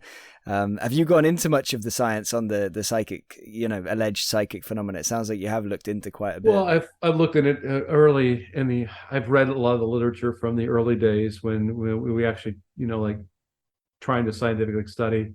There was a book that came out that I was real curious. I read Psychic Discoveries Behind the Iron Curtain, that kind of triggered me into looking into more. And then there's all that early work at SRI that basically Hal Puthoff and them and Targ and a whole bunch of others were trying to do, and I've read a lot of that information. And then there's always that claims by like people like Uri Geller, and you've got the psychic surgery that was going on. Those things were always curious to me. It's not like I spent, and Ingo Swann as well. I didn't spend a lot of time, in really getting into a deep dive on them, but they were just, again, additional curiosities that you add to your vocabulary, if you would. But this is my understanding of what things are, and many of them were explainable, or there were tricks or something of that nature, which is understandable as well, because there are a lot of things that fool humans. We will we have effects where we can look at like three lights in the sky, and our brains will automatically make them a triangle in the sky, and people report those as triangles when it could be three distinct lights. Humans have that capacity of trying to make patterns out of everything, and I think it can go the other way as well. Just to mention, because I was with somebody, I won't kind of name them, but I saw Starlink. And for a second there, I was like, oh my gosh, what am I seeing? What on earth is this? And then pretty quickly the cogs in my brain put it all together, and I was like, okay, I think I also saw a shooting star within a second of the Starlink disappearing in exactly the same part of the sky, which is a bizarre kind of potential coincidence that I'm not going to read too much into right now. But anyway, the point of what I was trying to say is the person I was with when I saw Starlink, they glanced at it and they immediately dismissed it as like an airplane or something. They were like, it's nothing bizarre. And I was like, no, it is bizarre. Look again. And so I think it can go the other way, where I imagine a lot of people look at something that maybe is different and just dismiss it as something prosaic because that's what they're accustomed to do. And we're humans. That's what we try to make sense out of nonsense, and we try to see patterns where there are no patterns. That's why you have people reporting and having this thing called pareidolia, where you basically are trying to, you see squirrels on Mars, or something of that nature. It's like, and we see. I've been to Hawaii, and I've been to see where you can actually see a mountain where it looks like a face and stuff like that, that looks like a face, and you see clouds in the sky, and you make them into, other kinds of creatures. There's a teddy bear up there. There's that. And so we have those things that are human that we ought to really understand. And I would encourage people that get into this to really understand the human side of these things, and why do we think the way we think, and how do we make sense of things, and how do we make patterns into why we do that? And in doing so, you find out that basically, you could be perceiving one thing. We're both looking at the same thing. We're both seeing something different, right? Our notions about it are quite different, which, if you put that in the context of testimonies by witnesses, there are a lot of people that have been put to jail incorrectly, and then we do a DNA analysis and find out that they weren't at all, right? So, I mean, the witnesses put people in jail, testimonies, and so there's testimonial evidence, and then there's also science evidence, which are dramatically different, most often. Absolutely. And I think the point there is that it's so important to remain skeptical as well as open-minded and curious. And I think a lot of the best scientists and researchers keep that. Like somebody I spoke to on this podcast, Stanley Krippner, you probably know of him, Professor Stanley Krippner. I think he's in his early 90s now, one of the real kind of old school legends of psychic research. And he's still very careful to say, alleged psychic phenomena. Yeah. And when he's referring to Ingo Swann, who he knew personally, he'll refer to him as a psychic claimant and all this kind of thing. So, he kind of, I think he reserves the right to say that he's 99% sure that psychic phenomena is real, but he keeps that 1%, as you know, because he just doesn't know. But I think we can be fairly certain that whatever it actually is that's going on, there's something going on that we can't seem to explain prosaically, as with all these other phenomena we've discussed today. Right. There's something. Yeah. I mean, I think it's, to me, it's one of those things where it's like, why wouldn't I listen to somebody who's wanting to share something with me? Okay. So I'm very much willing to listen. And to try to not to prejudge them, or, why did you have that experience? Why did you think that you saw that? What made you think that? Why did you do that? And I'll ask them a lot of questions, because I'm wanting to be curious about it again. And it's through doing that, you learn a lot just by listening to them tell what their experiences are. Again, realizing that those are experiences and they're trying to share that. It's not necessarily evidence that it's real, and it doesn't mean that it's necessarily true, but they believe that. And why do they believe that? And when you encounter things like, for example, there was that one case about the boy that was reincarnated from talking about aircraft and James Leininger. Yeah. I actually had his dad on this podcast. Yeah, well, I mean, okay, from early birth, he was already having experiences that. You take a look at that case and you sit back and you scratch your head and say, wow, why? Yeah. How would he know all those details about the aircraft or the location? And having that traumatic effect from the airplanes, and stuff like that, and falling from the sky and being shot out of the sky. And, it's incredible. But yet you realize that there are people on this planet who have similar kind of experiences and can tell their stories, which are just as incredible. And you go, well, how does that make any sense? And again, you scratch your head and you can't make any sense out of it. It's again trying to make sense out of nonsense. And what do you do with that? But these people really legitimately believe that they had that experience. And why is it that it's so similar in terms of other people having these experiences? And that's where, to me, that's where the curiosity comes in, and that's where science should be going. Yeah. I agree. Scientists need to be curious, and they need to be open-minded, and they need to be able to say, well, how do I go and study that? Can I study that? Are there ways for me to collect information? And there are those scientists, like you mentioned, at University of Virginia that are doing that, or attempting to do that at a university that accepts it and doesn't consider it woo, We're starting to see other universities, like University of Würzburg in Germany, who is now allowed to do and is doing research on UAPs.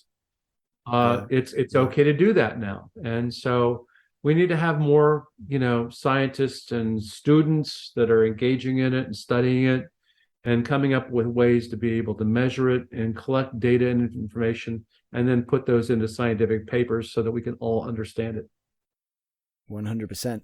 And you mentioned the similarity of like reincarnation cases. There's a lots of, things that there's a lot of correlation, and it's the same with NDEs. And I'm speaking to somebody in the next couple of months here, Gregory Shushan. He's like he's involved with religion, history, and that kind of thing. And he's done a lot of research into NDEs and reincarnation, but mostly NDEs across cultures.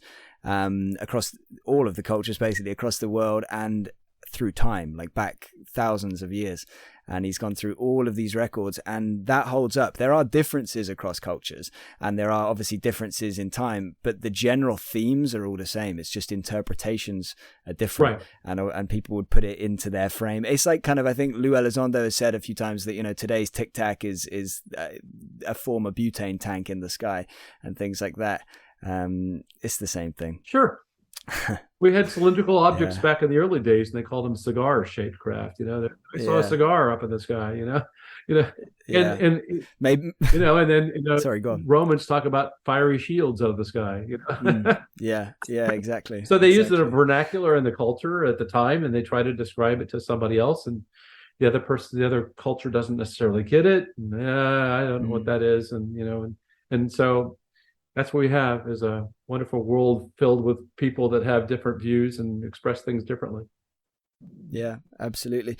One of the last questions I want to ask you is, in terms of, have you considered whether there might be any kind of connection between UAP and consciousness, UAP and life after death, or survival of consciousness?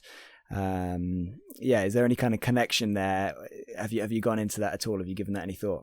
Well, I've often given it thought, but here's the problem. You're taking one unexplained phenomena and trying to use it to explain another phenomena.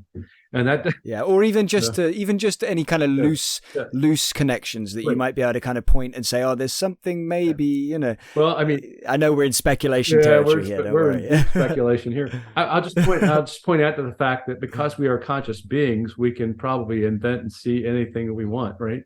So I mean, if you see it, you'll believe it.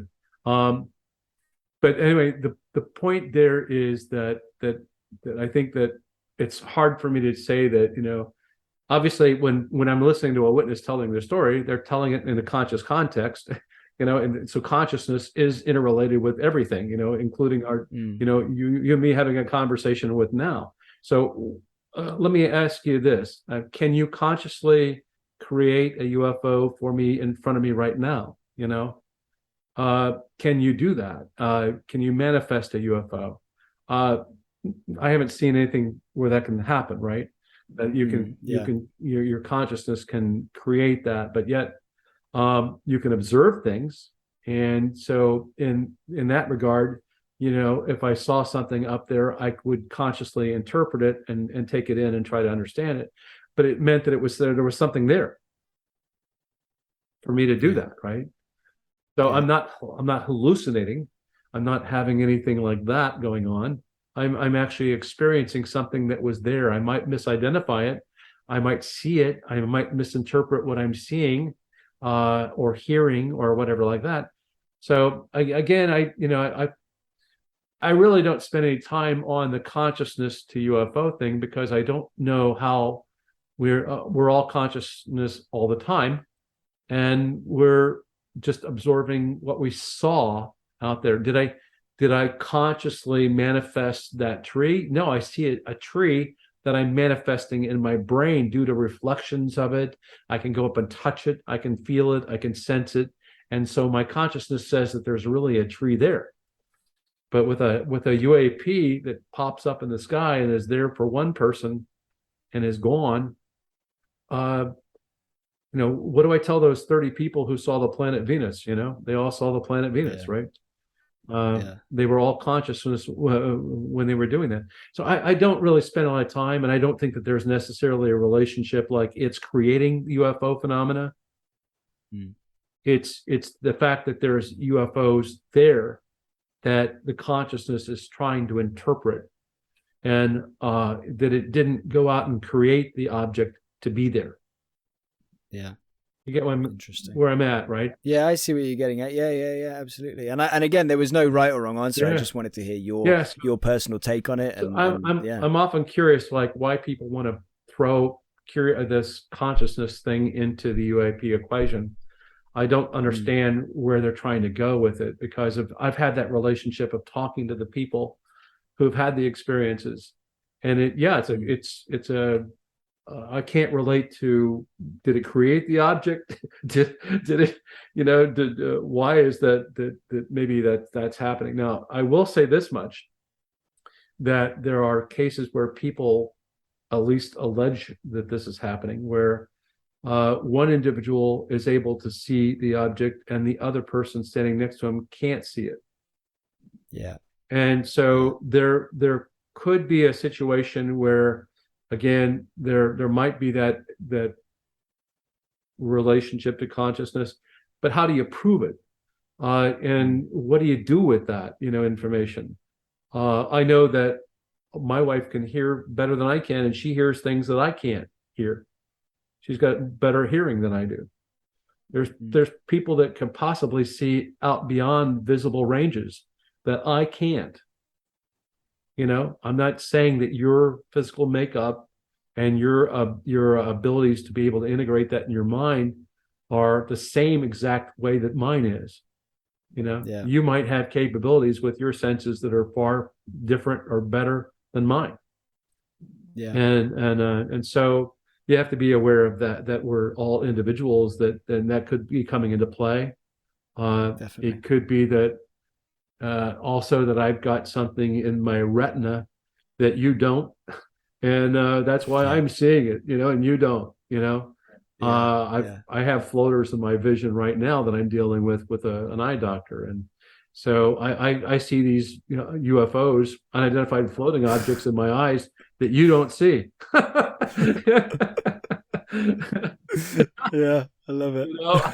How do you know I don't see them? Well, how do you know I don't see and they point out to the fact that you can actually see sparks of light moving around with these kind of things. Well, okay, I could be saying that I saw a spark of light move across the sky, that I had that you don't have. And we have to be mindful of the fact that we are human and have these kind of things that happen to us as well that could actually be creating an experience.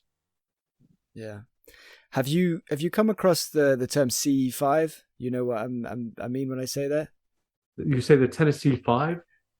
No, sorry, CE5. Oh yeah, I know what you're talking about now. CE5s, yeah. Yeah. Have you got any thoughts on that, just in brief? No, I pretty much have just followed it. I haven't really seen that much in the way of good solid evidence. People will see things and that want to see things, and it's confirmation bias probably, but it's about the fact that if I want to on any night, I can go out and I can see stars move, or I can see something and it's really a satellite or something of that nature. But ultimately, if you're going to set up the CR5 experiences, that you should have all the sensory equipment you could possibly have, be able to actually truly confirm something. And before you make a claim that I'm now talking to a craft that's an alien craft that's coming near me, I should have done the investigation to find out and eliminate the fact that it was an aircraft, a satellite, or something of that nature, because there are way too many things in the sky that people misidentify, and we can explain the vast majority of them naturally. Yeah. But as with most of this stuff, you got a little bit open-mindedness to it. You're willing to look at it if somebody brought you the data and things like that. Oh, sure. I mean, I'm not going to spend my time doing it, but I mean, I'm certainly, if people want to go out and sit out there and do kumbaya and look up the skies and meditate and see if they can talk to the alien intelligence that's out there, then more power to them. But I would just encourage them to be able to get a little bit more evidence to support that was an alien craft, because I know all too often from talking to witnesses that they misidentify things and misconstrue things, and that's not being truly looked at in a CE5. Yeah. As with everything, get as much data as you can.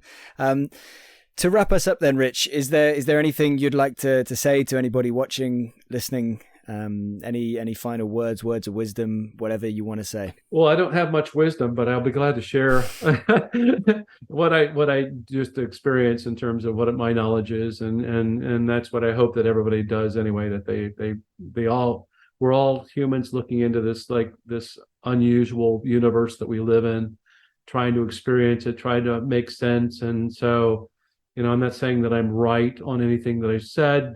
This is my experience. I'm just sharing it with you.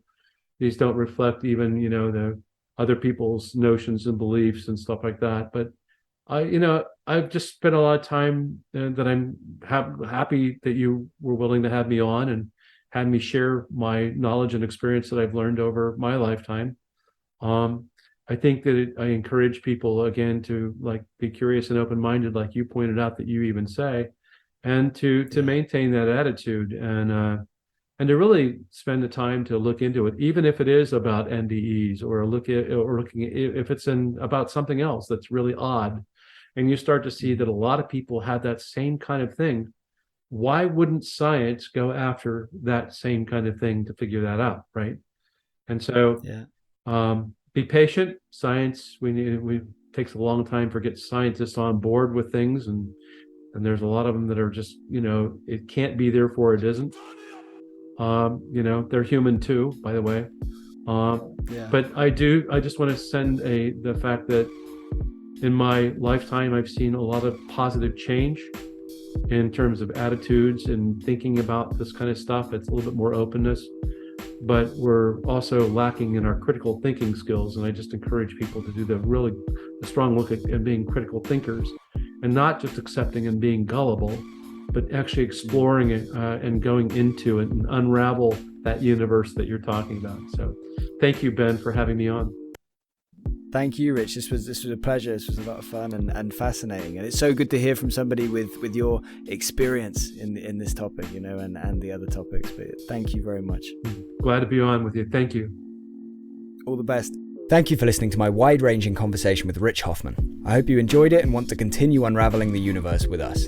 Please check out all the links and info in the description. And if you like our channel, please consider subscribing or maybe even helping us out via Patreon. It all helps. Thank you.